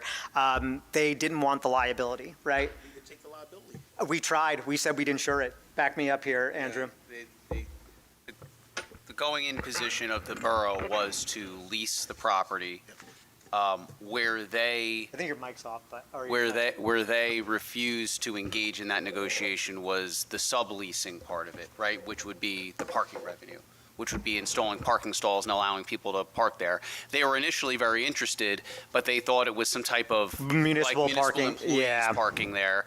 And we went down the field a little bit on that, and they said, "Oh, you're letting other people park there." No. So long. Even though we would have given them the Would we insurance be able to coverage. invite them here? So I just want to, long story short. Like that discussion publicly. Yeah, I mean, that's fine. We could. Yeah, it's whatever. I'll give the history, and then we could have that discussion one way or the other. The deal was, we thought, dead. Actually, I don't know if I talked to Brittany or Chris about this, but I was like, because the thing is, it really sucks for people there, right? Because as it's set up, and there's other ways you could solve it, but people park there, they get towed immediately. And it looks like municipal parking, right? So they mistake it, right? They go over there, they go for ice cream, or they go for whatever else is there, a smoothie, they get towed. The deal was dead. I sent them a really angry email, because there's other levers we have. If we really want it, we could eminent domain it. A couple months later, Wells Fargo called back and said, look, we're not interested in doing this because of the liability. We will sell it. Their original proposal on selling it was because they want to keep that ATM there, we'll give you a discount on the property. I think it was like $600K they wanted to sell it for, but we would be able to have the ATM for 10 years. Rent-free. Rent-free, exactly. Council during closed session, and some minds have changed, no big deal, said we'd rather just own it wholly, and then we have the flexibility to kick them out if and when we want to. So that's the deal we kind of talked about here. So collect rent. Yeah, so I'm getting to that. Yeah. So we also, as part of the deal, because we're losing tax revenue because we get tax revenue from it now, it's private, instead of them giving us a discount, they will be giving us, was it 25K yearly or 20K yearly? Something? 18. Okay, close. So yeah, I'm not going to argue the merits over it. I just want a couple points of clarification. Yeah, but Ken could tell you that what I'm saying is true. Nobody's saying you're wrong. That we can. This is an unnecessary $900K that we don't have to spend. And if we're talking about tweaking the budget and saving the taxpayers' money, then let's tweak this budget. This $900K, I'm not talking about for the schools. This $900K can be utilized on our capital, on things that we have capital projects and things that we have planned. That's what I'm talking about. That we may be using surplus revenue money to pay off those items, and we could put that surplus back into the surplus or even disseminate it through the tax rate. So that's what I'm talking about. I'm not talking about the school. This is something a little bit different. So I'm talking about affecting the tax rate and utilizing this money, and we don't have to outright buy this property immediate. What's the emergency to buy it right now? There is no emergency to buy it right now. Is there an emergency to buy it right now? I mean, if that's a question to me, I would just say there's not an emergency, and again, Let's tweak the budget. but hold on a second here.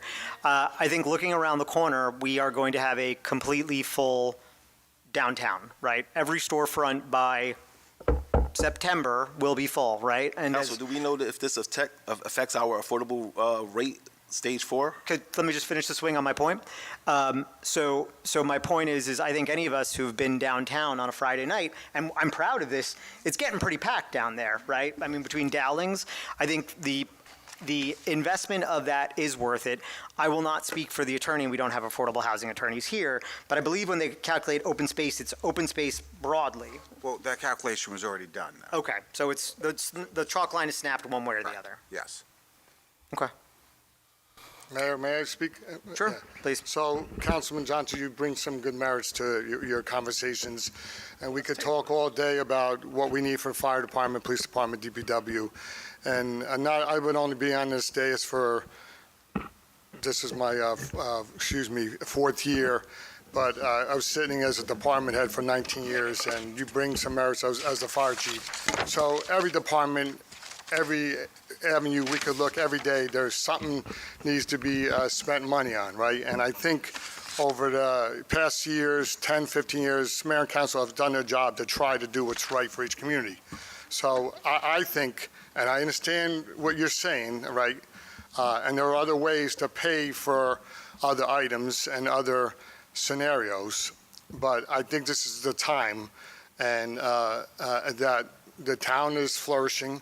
All right, and except for, my son and a couple people, I grew up downtown, and other people on the dais, and I could say honestly, it's been the best for, I'll go 50 years. I'm 37. 50 years. I'll go with 37 I'll go years with life. 50 years. I know, I agree. It looked like crap. And parking is a premium. Yeah. It is an asset we're going to have, and it's not like we can't say 3 years from now, let's get rid of it and sell it and maybe get $1 million for it, right? We will be bringing revenue in, and it's 18,000 plus. I have no idea how much we really make on parking, so I should know that, but I would say we might, it might be even Stevens or maybe $1 a month. I'm not going to make a statement, but I think we did, most of us agreed to purchase. I think we move forward on it. I understand, I don't think we're being drunk sailors by spending $900,000. And I do believe that's to give value of the property, and it's something we could sit on, and if we make a mistake, all right, we all have erasers on our pencils, we'll sell it. And if we only get $900,000 for it, I'll take the $18,000 a year, and we'll see that every business warrants the use of that property. And this is no kidding. Twice in the last 2 weeks, 3 weeks, try to go. I went to get my wife some Schmores ice cream the other night, and I had a tough time finding a parking spot on the avenue. I was a little lazy to go to a parking lot, and I tried not to park in a parking lot. And I went to I'm pronouncing it bad, Cristal's to get a haircut, and I went back an hour later to whatever. And I was lazy to go park behind Dowlings or whatever. So there's positive. So I agree with you to a point. I disagree with you. We need to move forward with it tonight. I don't know why we can't just table it. No, because it's just the whole budget. Okay, I'm not tabling the budget. But that's In the past 5 years, we got the I'm done, Mayor. budget introduced months later before April. We could easily do a special meeting, Mayor. It doesn't take 2 seconds, but to table it and to explore those options of savings. Okay, is that a motion to table? Yes, I would like to make a motion to table this, and then we have a special meeting, and we have Ken explore those options. Is there a second? I don't agree. 900K is a big chunk. Okay, there's a second. There's no discussion on this. Please call the roll on the motion to table. Okay. Councilman Petrosky. No. Councilman Johnson. Yes. Councilman Signorello. No. Councilman Robina. No. Councilman Lyons. No. Councilwoman Lyons. Councilman Patel. Yes. 4 in the negative, 2 in the affirmative. The motion is not agreed to. Motion on the floor is a motion to adopt Resolution 10725. Okay. Is there any further discussion? Please call, and just so now we're clear, this is on a motion to introduce the budget as presented by the committee and as planned. So, Andrew, please call the roll. Councilman Petrosky. Yes. Councilman Johnson. No. Councilman Signorello. Yes to a great budget. Councilman Rabina. Yes. Councilwoman Lyons. Yes. Councilman Patel. No. 4 in the affirmative, 2 in the negative. The motion is agreed to. Resolution is adopted. It's kind of Trumpy from Councilman Signorello there. To a great budget. He's entitled to his You opinion. want to throw some tariffs on today too? It still could be even greater. It's already better than last year, am I right? Am I right? That's right, Frank. There's no statue yet. All right. Order in this court. Okay, all right. Reports of mayor and council. Councilman Johnson, you could start off. Thank you, Mayor. Good evening, residents, mayor, and council. Today, I would like to start off my report with a quote by one of the greatest civil rights persons of all times that I truly try myself to live by, especially while I'm in office to serve the people. This gentleman was not only a civil rights activist, but a scholar, a doctor, a spiritual advisor, a family man, and a community leader. Martin Luther King Jr., in which at this very time fits most suitably in nature, when trying to understand me at least. It's one of my most favorite quotes of all time, and I have mentioned this quote many times in the past when I first got sworn in. There comes a time when one must take a position that is neither safe, not safe, nor political, not political, nor popular, not popular. But he must take it because his conscience tells him it's right. Now, some people in politics may not want to ruffle feathers or better yet, shake the tree or branches because they want to play it safe, maybe because it's election season or due to political alliances. But we all must remember as to why we chose to run for office in the first place. And our hearts should always vote in the best interest of the community and our family's livelihood within that community. Now, I can't speak on behalf of any of my colleagues on the dais, but I'm always going to voice the concerns of my constituency, my community, and most importantly, my family. So I would like to apologize to my colleagues and department heads in advance, but I'm always going to do what I feel is right for this community as a whole and respectfully. I don't always care about party alliances, nor ideology, nor past practice, or whether a person is left or whether a person is right. But sometimes we as society just need to go back to the basics of simply doing what's right or ethical versus wrong and improper, especially at the local level of politics. That, to me, at least affects the community most. So I don't mind shaking a tree or a branch, especially if it's going to bear a fruitful outcome.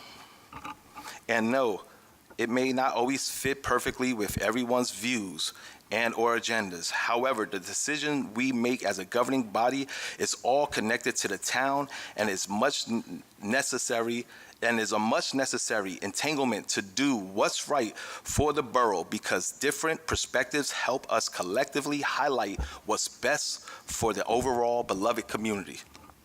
So at this time, I just want to thank everyone for allowing me to say what's in my heart, and I know that this team on the dais, Roselle Park, is still heading towards the right direction, and that's because people of Roselle Park are engaged with our community.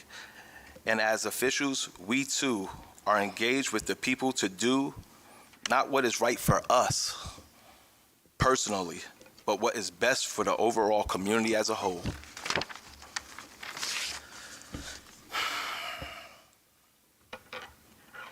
Thank you. Before I close my report, I would like to spotlight our recent third annual community preparation event, Putting Life First CPR Seminar, which was held on March 29th, 2025 at the Casano Center.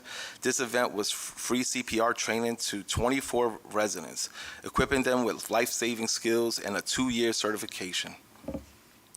This life-saving initiative created by myself was born from an unfortunate tragedy. In situations like that, sometimes all emergency personnel need is just a few more minutes to arrive. Those minutes can mean the difference between life and death. That's why it's critical to empower everyday people with tools and training to act swiftly and confidently before first responders get there. To me, this wasn't just a seminar. It's a movement. It's about putting life first in Roselle Park and making sure our residents are prepared to protect each other when every second counts. This meaningful event was made possible through the incredible support of the Garwood First Aid Fire Squad, the Roselle Park Police Department, who provided excellent guidance and hands-on training. I want to thank Director Rupin Shaw on logistics and project management. Thank you. And we also extend special thanks to Neri's Deli and the Greg Johnson Civic Association for generosity in providing refreshments, lunch, and sponsored raffles, which include gift cards and essential first aid supplies. These types of events, the borough and I plan to do annually, so please help spread the awareness about the importance of community preparedness. And I'm looking forward to seeing more participants next year. So far, we trained over 70 residents in the community, and hopefully next year we will reach 100. If you need to get in contact with me, you could call me at 908-303-1519 or email me at gjohnson@rosellepark.net. And Mayor, that concludes my report. Thank you. Thank you, Councilman. Councilman Petrosky?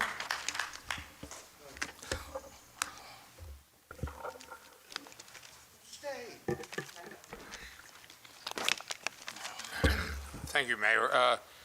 First of all, I want to send my condolences out to Antoinette Kisma and John Santor. Okay. March 31st, I attended the fire department meeting.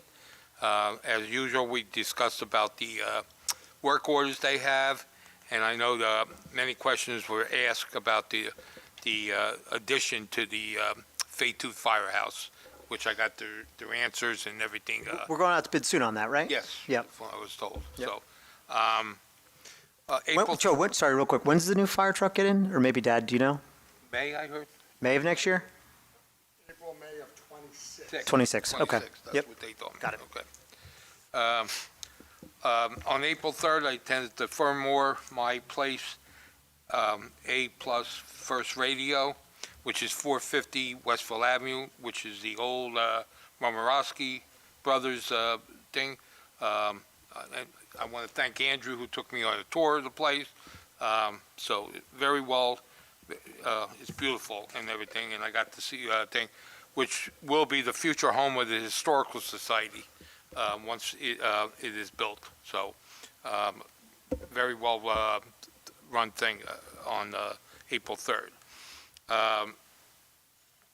Just to let everyone know, on April 9th, which is next Wednesday, the Historical Society is having a fundraiser at Downlands. They will get 10% of the whatever they make, Downlands, and they'll be open from 11 o'clock in the morning till 2 a.m. So they will get 10%. So if you can, come out and support the Historical Society. The Easter egg hunt will be April 19th. It'll be on Field D, which is the Colfax Avenue baseball field, and that'll be from 10 to 12. We had to change it because the Little League Parade is this Saturday, and it'll be too much of a conflict. Okay? I want to congratulate all the wrestlers, basketball players that were honored tonight, and a special thank you to Lucia Ranieri. What an honor as a freshman coming in third place in the state. Very well. So we have her for 3 more years. So, you know, as I said, the Roselle Park Youth Baseball and Softball League Parade is this Saturday at 4, which is April 5th. It will start at 11 o'clock at the Robert Gordon School. So I wish them a good season and everything. And also the budget. And I want to thank my, first of all, Andrew, Ken, great job. Thank you for your guidance. Joe Signorello Jr. Was on the committee, and Rosanna Lyons also on the committee. And we worked very hard, and I'm honored to get it down to $50.60.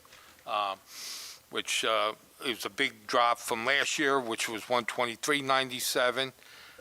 And again, one thing people need to know, no one lost their job. No policeman got laid off. No one got laid off. No budget cuts. People, lost money or anything. We did the best we can, and I'm proud to be a member of it. Again, next year, if you want to do something with the pilot, we could talk, but hopefully it comes up before the budget. Again, we were 95% done with the budget, and then there was the first time I got hit that about sharing it with the school board. But I know I just finished campaigning in the fall, and I'm going to say probably 70% of the residents asked me, please do something with my taxes. So, like that. So, again, I'm very proud of my committee and everything. Again, Andrew and Ken, thank you. And I also want to thank the chairmen of the committees. They came in with their budget, and we worked together, and we got it. And I'm very proud of it and everything. And like I said, hopefully we could continue next year. But Mayor, that's my report. If you need to contact me, get me at jpetrosky@rosellepark.net, 908-666-7821, and that's my report. Thank you. Thank you, Councilman. Councilwoman? Good evening, Mayor. Sorry. Good evening, Mayor, Council, and residents of Roselle Park. April, I am excited. We are going to do the Meet the Borough event. Hopefully, if you are new to the town and you're watching this, I know that Rupen did reach out, but definitely come out. It's going to be at 11 a.m. at the community center. And then we also have community cleanup on April 12th. So please come out and we can get to know you and we can help the town in that way. I also want to thank the Union County Local Source. They actually gave us a beautiful layout in the local source and honoring the Woman of the Year, Tina, and also all the nominees. And I was very proud and happy to see that highlighted. Just for the Women's Night celebration, I do have a date. It's going to be May 30th at Costa's, so I will be creating a flyer and having the announcement for that. For myself, I actually just want to say I'm sad to see Neary's close. Oh, wow. Yeah, that actually closed. So I just wanted to say to the family, I used to see them when I work at Robert Gordon, and they were just a great family. So I just wanted to publicly say they really did amazing here, and it's just sad to see them go. It's a tough location. Yeah. Yeah. But I also want to make a statement. There's some things that are happening in Roselle Park, and for me, being a hometown girl, I definitely, started even being on council with my heart on the sleeve, but also I speak truth. I stand up for the things that I really believe in for this town, and with receipts, if I could say it that way, okay? So I'll just say this statement. Sorry, hold on one second. It says, be vigilant and aware of individuals who actively try to create division and strife, as such actions can be detrimental to relationships and communities. Sowing discord is a destructive act that can lead to conflict, division, and the breakdown of relationships. Those who sow discord often use gossip, lies, unfounded accusations, and negative criticism to achieve their goals, their personal goals. Their selfish ambition for selfish promotion. So just remember that. Unity and peace are essential for healthy relationships and communities. And I just say, where there's bad fruit, there's a bad root. It's simple. And I say that to the community because you have to come to the source. We are open, and I'll speak for myself. Call me, reach out to me, email me, but I'll come to your house, meet at the diner, whatever you need. But we are, for us, being a team is essential. But I just wanted to say that out loud. And if you need my number, 908-726-8773, and rlyons@rosellepark.net. I thank you. Thank you, Councilwoman. Councilwoman Zell?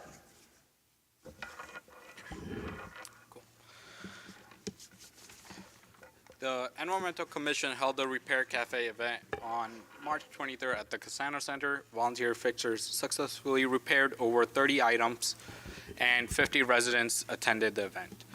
They will hold their next event in the fall. The community garden signups for 2025 season are available. Look for flyers on social media and the borough, or email environmentalcommission@rosellepark.net for more information. Planned road work within the 4th Ward.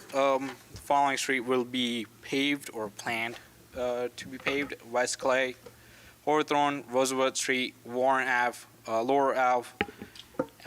And beginning this month, weather depending, Atlantic Infrastructures will begin roadway milling operation on Roosevelt Street, Hawthorne, and West Clay. These projects are restoration work funded by the New Jersey American Water. Paving will follow milling, and the traffic striping will be completed as needed.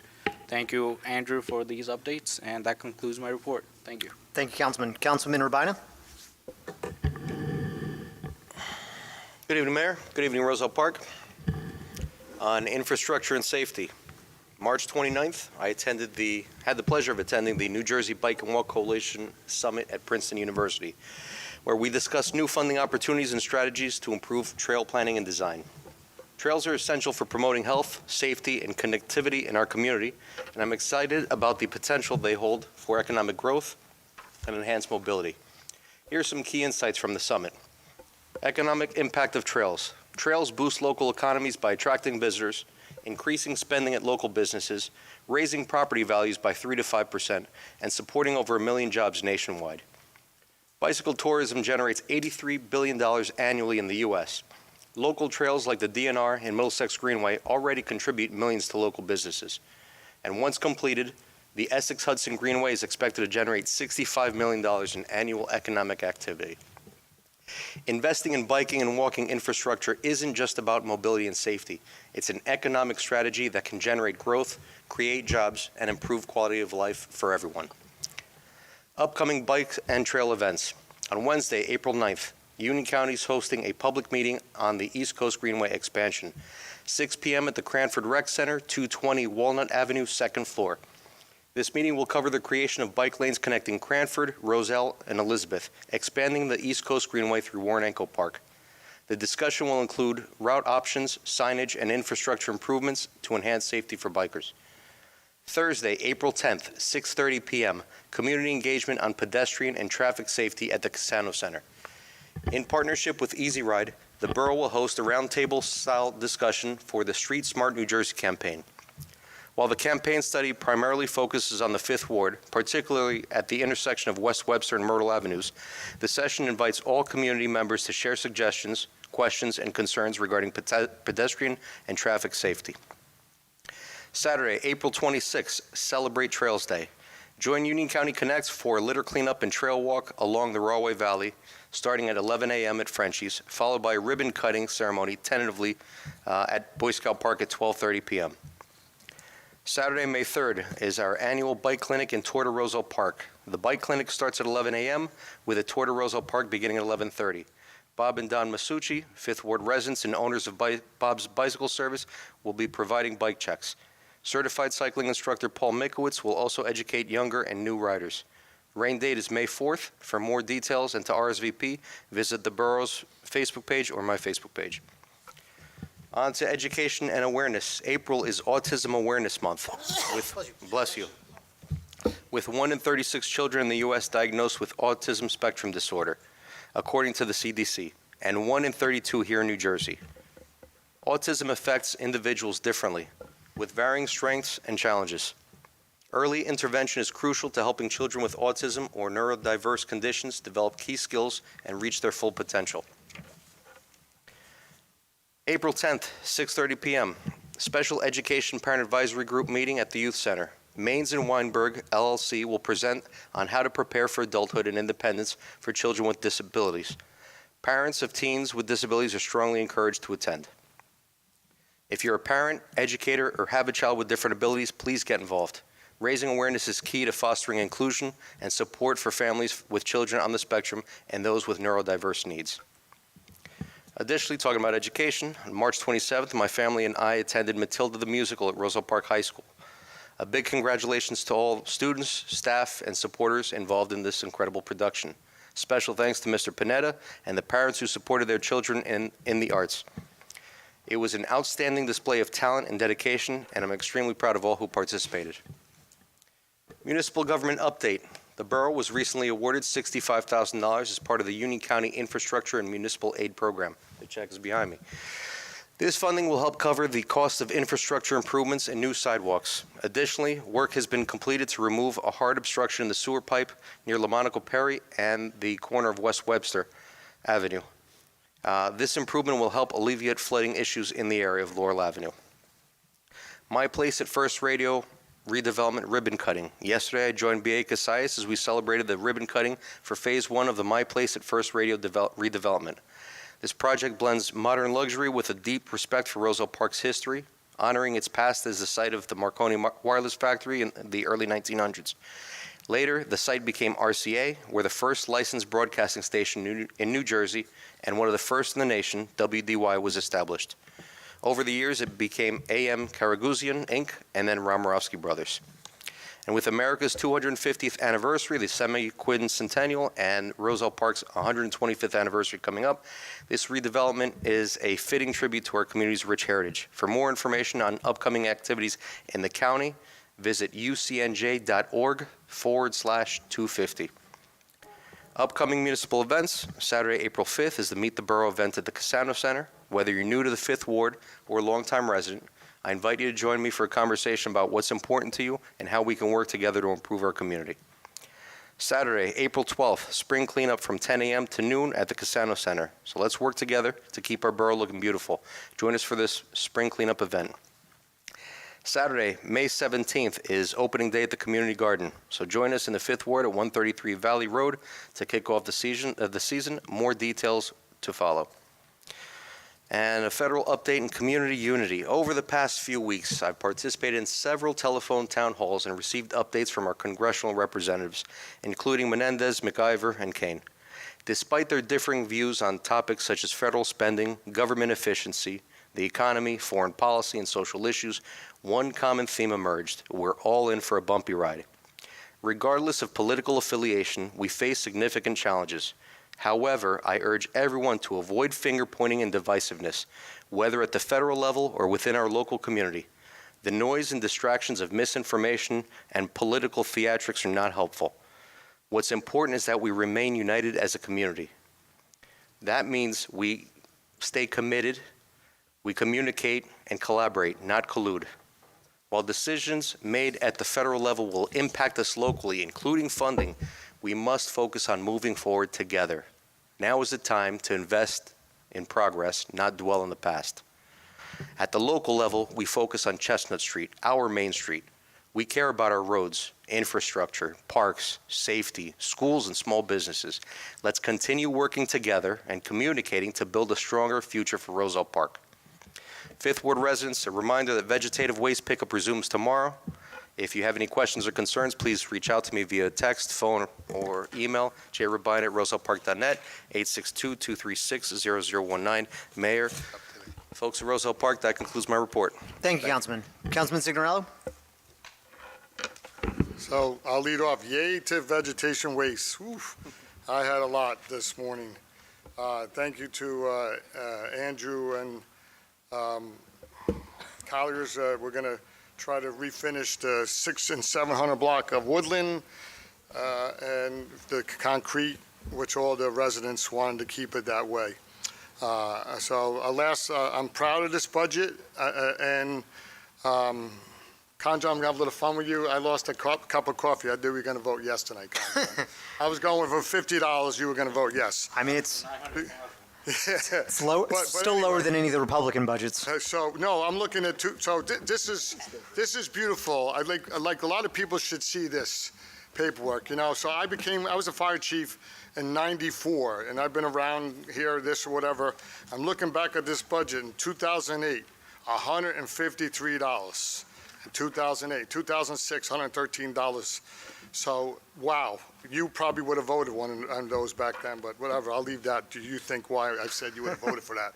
But anyway, and then we had a little bumpy year in 23 and 24, but I'm proud of this budget, and I respect what Councilman Johnson had to say tonight. But, we didn't buy a boat tonight. We bought a parking lot. It's an asset, and if somebody wanted to develop on it or we're going to use it for parking, we have the options. And I do believe our downtown is coming around. And that's why I supported this budget. I supported this not to change anything, and I think it will help our downtown. And if we have to sell the boat, the parking lot, I know, I'm having a little. We don't have a boat. No statue. We don't have a statue either. So, and we're good. So I'm happy with this budget at $50. So anyway, if you have any questions, you know how to get a hold of me at jsignorello@rosapark.net. Have a good night. Thank you, Councilman. I normally don't do an update, but I'm going to do one tonight because I'm hot about a lot of things. Sorry, guys, it's going to be a little bit longer because I normally save you guys the time, so I'm going to take it tonight. First off, I want to congratulate Councilman Petrosky and the Budget Committee, but most importantly, Councilman Petrosky, who's been doing this since I became mayor. I'll take a little credit, too, because I think, come on, we work a little bit together on this. I appreciate it. But I want to stress, I agree. The taxes in this state are way too high. 100%. There are structural issues that need to be fixed that we're not going to fix in Roselle Park overnight. But what I can do in Roselle Park is I can stem the tide. And since I've been elected and since Councilman Petrosky's been the head of the Finance Committee, 100% could always be better. But you know what? Our tax increases, it used to be a little over $200 a household for the 2 decades before I was mayor. It's under half of that now, okay? That's fiscal responsibility. We haven't filled up the roles with unnecessary roles. As a matter of fact, I'd love to hire more people. The only people that we've had to remove while maintaining a tight budget is doing shared services, which is pragmatic, which is trying to save the town money in a smart way. And by the way, all those people that were let go in the shared services were all given opportunities to have a role at the county level. So I'm very proud of this budget. Very proud of the track record of fiscal responsibility we have. The other thing I'll say is congratulations to Ken. We have probably the highest bond rating that we will ever be able to have, right? Like, we're not getting a higher one. We've talked to the ratings agencies, like, we're top tier for our size. Before I became mayor, every deputy chief in this town for our volunteers was riding around in a hoopty. Some of them stopped at a red light. The engine just failed. Some of them had to be pushed. Some of them had rust holes in them. When I got elected, every police chief or every fire chief got a new vehicle. We ordered a new engine for them, which is coming next week. We have a new addition going, sorry, not next week, next year. We have a new addition coming on the fire department, right? We have done all of these things and continue to expand services while maintaining a good budget. Which brings me to my next point. I am so very, very sick and tired of hearing the accusation that this town and the municipal side does nothing for the kids or does nothing for the Board of Education. I want to take everybody back to a time when the Anthony Signorello Youth Center was made when I was a child. It's seen ownership of many hands, but for a long time it was ran, even though it was owned by the borough, ran by the schools. How many years ago did they decide to give it back, Andrew? 3? 5? 5. 2020. 2020. The Board of Education came to the borough and said, we cannot, this is too expensive. We do not want the Anthony Signorello Youth Center anymore. Do what you want with it. There's 2 knock-on effects to that, which is utter nonsense. And I'm very hopeful for the new board, and I don't want to kick the old board. I got some people on the dais that were on old boards, but the level of irresponsibility from that board at that time is crazy. And I'll tell you why. Because I went to Robert Gordon 2 weeks ago to read for school kids. We are packed tight, and everybody can point the fingers at developments. I will reiterate, there are 41 students, which is 2% of the population, of student population in those developments. The reason why we are packed so tight, and I commend the Board of Ed for trying to do this, is because we expanded pre-K without having a building for it. So you're packed in Robert Gordon, you're packed in Aldine, you're packed in wherever else, and it's great that we're doing pre-K, but there wasn't a coherent plan around the building. So when the Board of Education gave us Anthony Signorelli Youth Center back, not only did they lose a service, potentially, which we rescued, they also gave up a building with 4 classrooms that they could have used during the day for pre-K. A little short-sighted from the Board of Education, I would think, right? So when they gave it to us, it was in disgusting disrepair. We had to put about $1 million in capital monies to that. And the other lingering thing was the services that were left for kids, right? After-school program, homework help program, all things that are not necessary, but are all services that the Board of Ed did, we have started to do, right?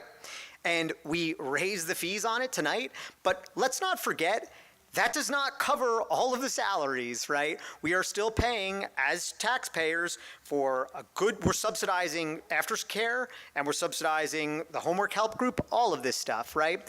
So we can talk about monies going directly to the school. We've offered the school buildings, and we were there for students and for the school when the school could no longer offer a service. So I just, those accusations do not stand. Can we do more going forward? 100%. Open discussion? 100%. But the last thing I'll say, when it comes specifically to pilots, of the major projects, one was settled in 2009 due to affordable housing lawsuit.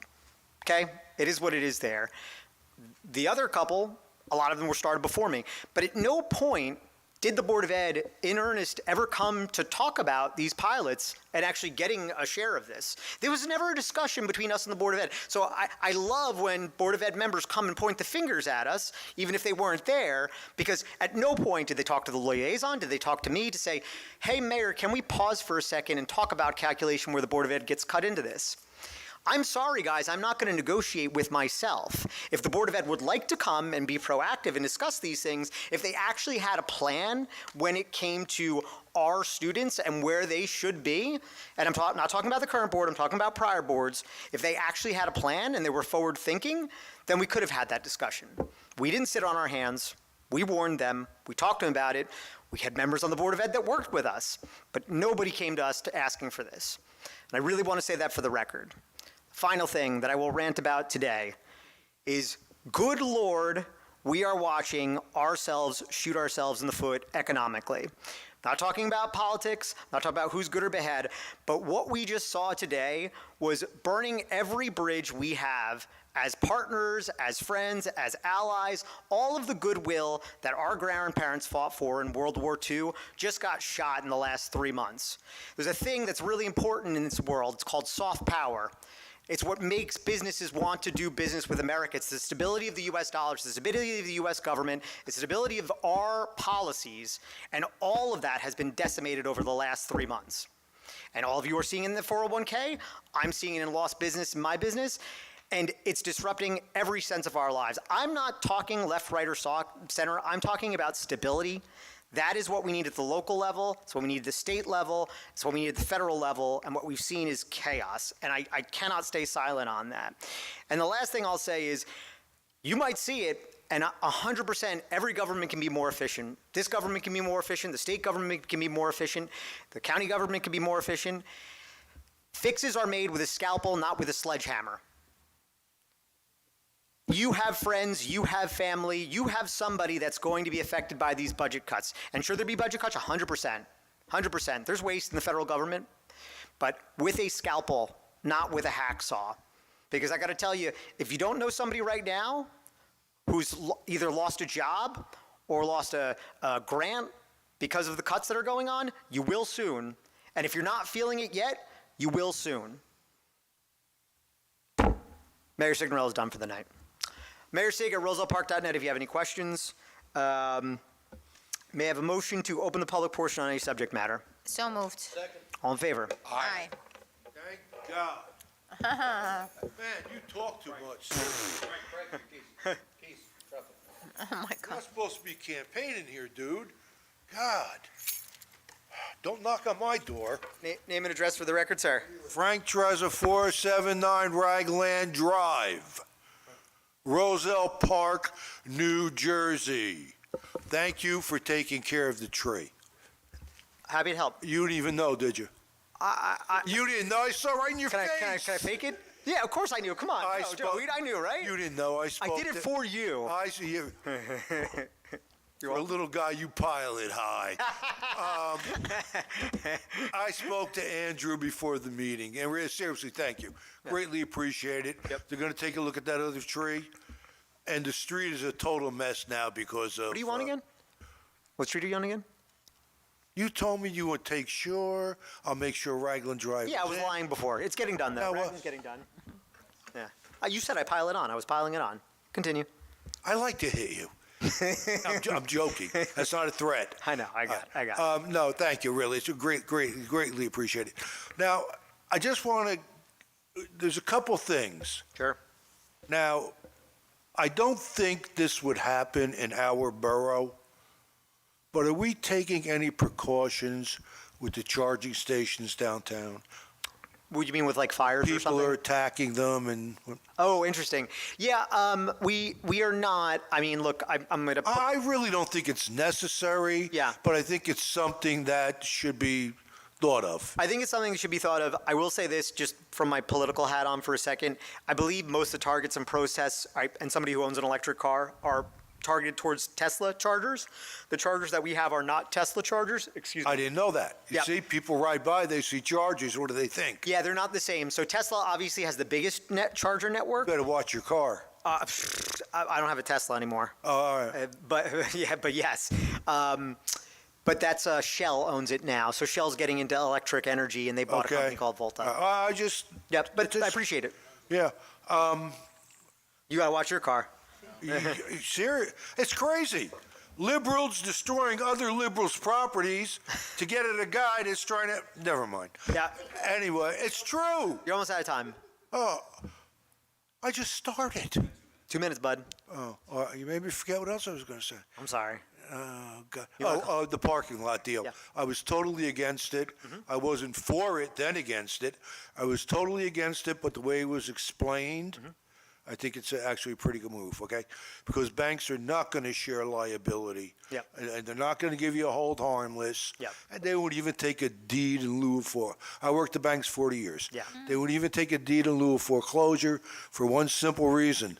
Who do you sue? Who's got the deep pockets? Yep. Now, the ATM machines are going to stay there? They are. That was my concern. Yep. All right. But we're bringing in revenue. We're charging them rent for it. Okay. Yep. Now, I was hoping to get a rebate for the $3 million that you got for the SOAR, as I call it, extortion fee. Hey, Joe, it's not funny, man. I'm by myself. Not extortion, but okay. I'm by myself. I paid $1,600. I didn't You're get right. it. It's not funny. I apologize. Continue. Damn. Yeah. It should be better this year, though. I can tell You you guys got to be looking for ways to bring taxes down. We're trying. No, you're not. Not bring them up. But I do agree now with the parking lot. Yep. Thank you. I think it's a good deal. Yep. I totally did disagree with you trying to buy that building where the Dace building? Yeah. Yeah, that was, it didn't work out anyway. No, and it's going to cost a lot of money to put that building back together. Yep. All right, so I think that's it. I mentioned the Chargers and blah, blah, blah, blah. How's my hair look? B plus? You don't go to Vito. You got to go to DeMar. All right, got it. I appreciate that. He goes to Crystal. What the hell is he doing there? All right, 10 seconds. 10 seconds. Any final words? Just a thank you. Oh, wait a minute. Yeah. I want to know who those ladies were that were sitting behind me. They were a lot of fun. Go to Walnut Street. They're there. Who are they? Time up. Time up. Okay. Time up. Have a good night. Yeah. Thank you, Frank. So funny.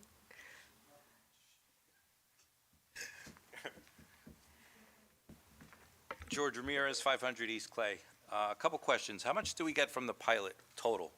All like the buildings. Do you have the all-in number, Ken? Anticipated in the budget. We're anticipating $1,545,000 this year. $1,500,000. And 20% of that's going to go towards the schools. No, that was voted down. That got voted down. So how much is going to the schools? Zero? So of that pilot money, zero money, yes. So those 42 kids, it's going to go on to the homeowners.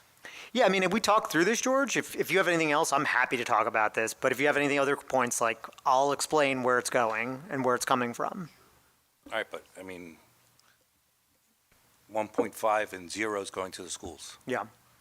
At all? Like, is it going to help the schools at all? Is it going to help? So let me ask you a question, right? So if I gave any portion of that to the Board of Ed, right? We raise taxes about $50 a household tonight, okay?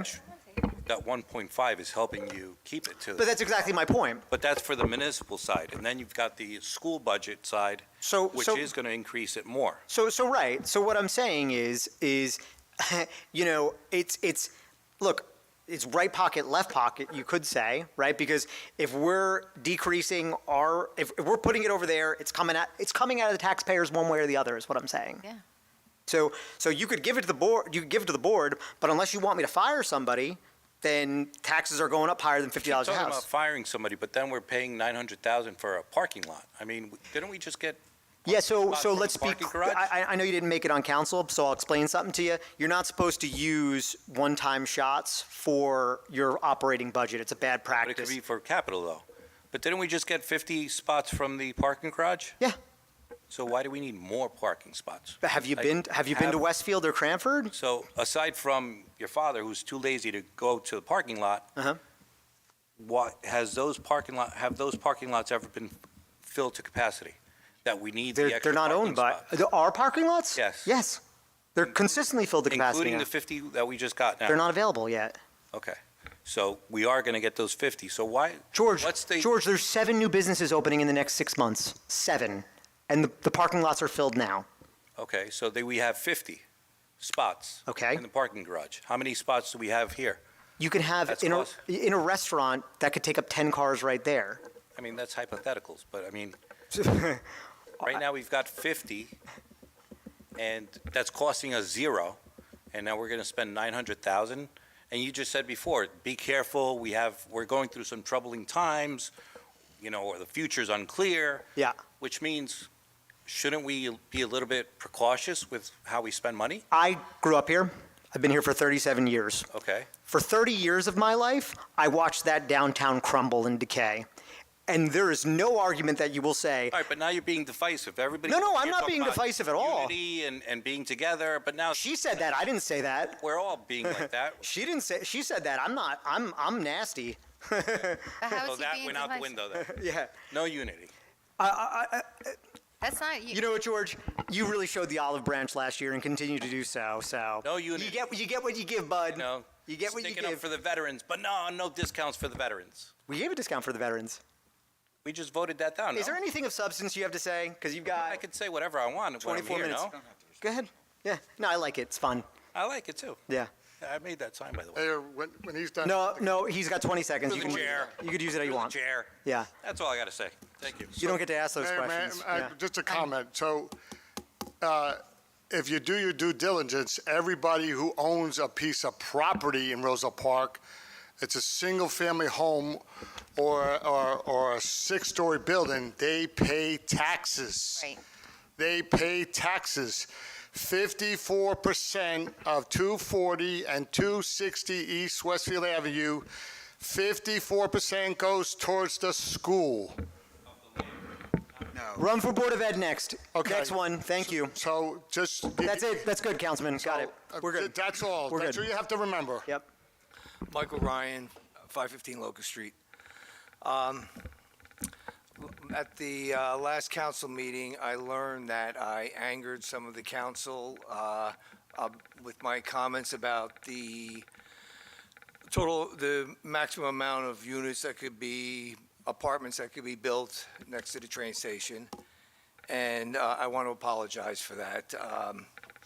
I acknowledge the arrogance of mentioning that or bringing that up in conjunction with the affordable housing, and I'm sorry for it. I realize, you know, there was a rudeness to it. Thank you for saying that, Ryan. it's hard to, this is not an easy thing to do. To sit down in front of 10 people down here, and that was the first time I've ever spoke in front of council. So I don't know if I'm not trying to make an excuse, but I wonder if you can imagine how I feel or where some of my feelings were coming from. About 4 years ago, Roselle Park directed me, gave me instructions, gave me zoning, gave me, criteria, the specifications for for that property that I intend to develop at some point. And I followed those to the T. I didn't, there was one extra thing I asked for. There were no variances that I asked for. On top of that, I contributed a park to the residents of Roselle Park, which I can't wait to see come to fruition someday. And then about a year ago, I was told, forget all that. Forget the couple $100,000 that you invested into it. Forget all the time that you put into it. We want you to start all over again. And that's a hard pill to swallow. I don't expect to receive any consideration. I understand how people wouldn't think that I deserve any consideration and something like that. Just like, so what? But my family goes all the way back to 1937, and that's 25 years after the town started. That sort of makes them one of the founding families of Roselle Park. And in addition to that, my mother was councilperson for 2 terms. She was mayor for 2 terms. She never got a Woman of the Year award, but she did pay a price. I would give it to her. She paid a price greater than any other mayor in Roselle Park's history. And just, I would like you to keep that in mind as we move forward and try to come to, to some resolution of what we're doing on that property. It's not like, I'm not asking, my mother was mayor, how about doing me a special favor? I'm not even suggesting anything like that. I'm just, because that's not what I want. I just, want to, who we've been to Roselle Park and the investment that we have into this project already, I would just like you to keep that in mind as we move forward. Thank you. Yep. Thank you, Council. Thanks, Mike. Thank you. Mayor. Yep. Thank you,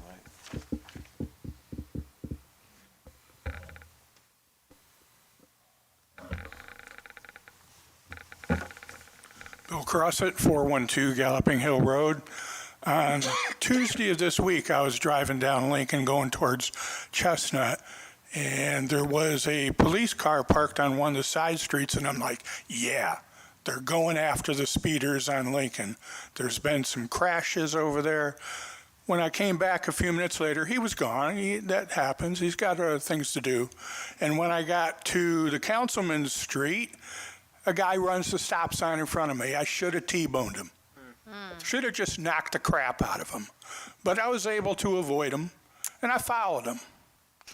He did some turns here and there and finally ended up on Galloping Hill Road going towards 5 Points. Used car dealer plates. I got a picture of it. Figured why call the cops in Union, because the dealership's just going to say, we don't know who was driving it. So maybe we take a little bit of the $900,000 and add a couple more police officers and patrol cars. Do Lincoln, Galloping Hill, Westfield. There's been I know you're going to say no, but I'm going to say it anyway. Work that way, but continue. But no, things have got to get better. I know every year I come up here and I say the speeding. This year, the racing on Galloping Hill. They will be in a left turn lane on Galloping Hill Road and go straight. Almost hit the people coming from the other direction and cut off the cars in the straight through lane. So I'm asking again, if we could just get patrols, get together with Elizabeth, Union County. I see Union County sitting up in 5 Points all the time. We can't do it all ourselves, and I get that. So maybe we need the help. Last question I got was on the apartments, the first ones that opened. I remember a discussion a while back where they were supposed to get the commercial area occupied or pay a fine. They have somebody coming. They have, so there is, the fine is $5,000 a day for lack of compliance with the redevelopment agreement. There is no lack of compliance with the redevelopment agreement because they built the commercial space. You can't legally say you need to have a tenant here because what are they going to do? You know, force it. Pay the vacancy fine. Yeah, they do pay the vacancy fine. We do have an open storefront fine. But either way, they have the commercial space built, and I'm not defending. Look, I don't even like that project. I wasn't here when it got voted on, right? So I'm not defending on it. But they do have a smoothie guy that's coming in. I think planned this summer. Oh, what? Smoothie? Do you remember? Why am I asking you guys? Smoothies are moving in. Smoothie King, something like that. And the other ones right across from Chestnut, are they supposed to fill their commercial storefronts as well? Yeah, so they have a requirement to build 16,000 square feet of retail space. I can tell you, I know the commitments that they have are, there's a Wingstop, there's some other restaurant, there's a Verizon store, there's a dental services place, and then Enterprise is looking at it too, to move their. But there's a couple other moving pieces. Yeah, that's TBD. And then there's going to be another restaurant there because they have a liquor license. So that's all I got. Thank you. Cool. Mayor, if I may just respond. Yeah. Bill, just to give you a heads up, we are having a public safety meeting. It's scheduled 21st. So we're going to put that on the agenda. Some of your concerns. I will say that I have personally wrote a letter to the sheriff and Union County Police, whatever. To start trying to patrol that location and get cars over in that, and also in anticipation of Halloween as well. So all of these things will be brought up at the meeting that we're having. I appreciate you stopping by that day, and you saw a little bit of what we see every day, and the invitation is still open. Anybody can come, park in my driveway if you want, park on Clay, and watch these crazy fools, because it's insane. Bill, I do have something too. If you're available April 10th at 6:30, Easy Ride is going to be here. We're having a community engagement in pedestrian and traffic safety. So Easy Ride is partnered with NJTPA. They have a free resource library. They have temporary demonstration projects, striping, traffic delineators for road dieting, and that's something that I've been advocating for, road dieting, specifically curb extension, bump outs, just to narrow the road lane so people don't have that freedom to really race. If you'd like to bring up your suggestions, that would be the venue to do it. I'd encourage you to be there. And if not, email me, and I'll bring it to Lisa Lee, the director over there. Cool. So she can Thank have you. that. No problem. Thank you. Anybody else? Got anything? All right, good. May I have a motion to adjourn? So moved. No, you need to close the public portion. Well, may I have a motion to close the public portion? So moved. Second. All in favor? Aye. I gave up my packet too early. May I have a motion to adjourn? So moved. Second. All in favor? Aye. Aye.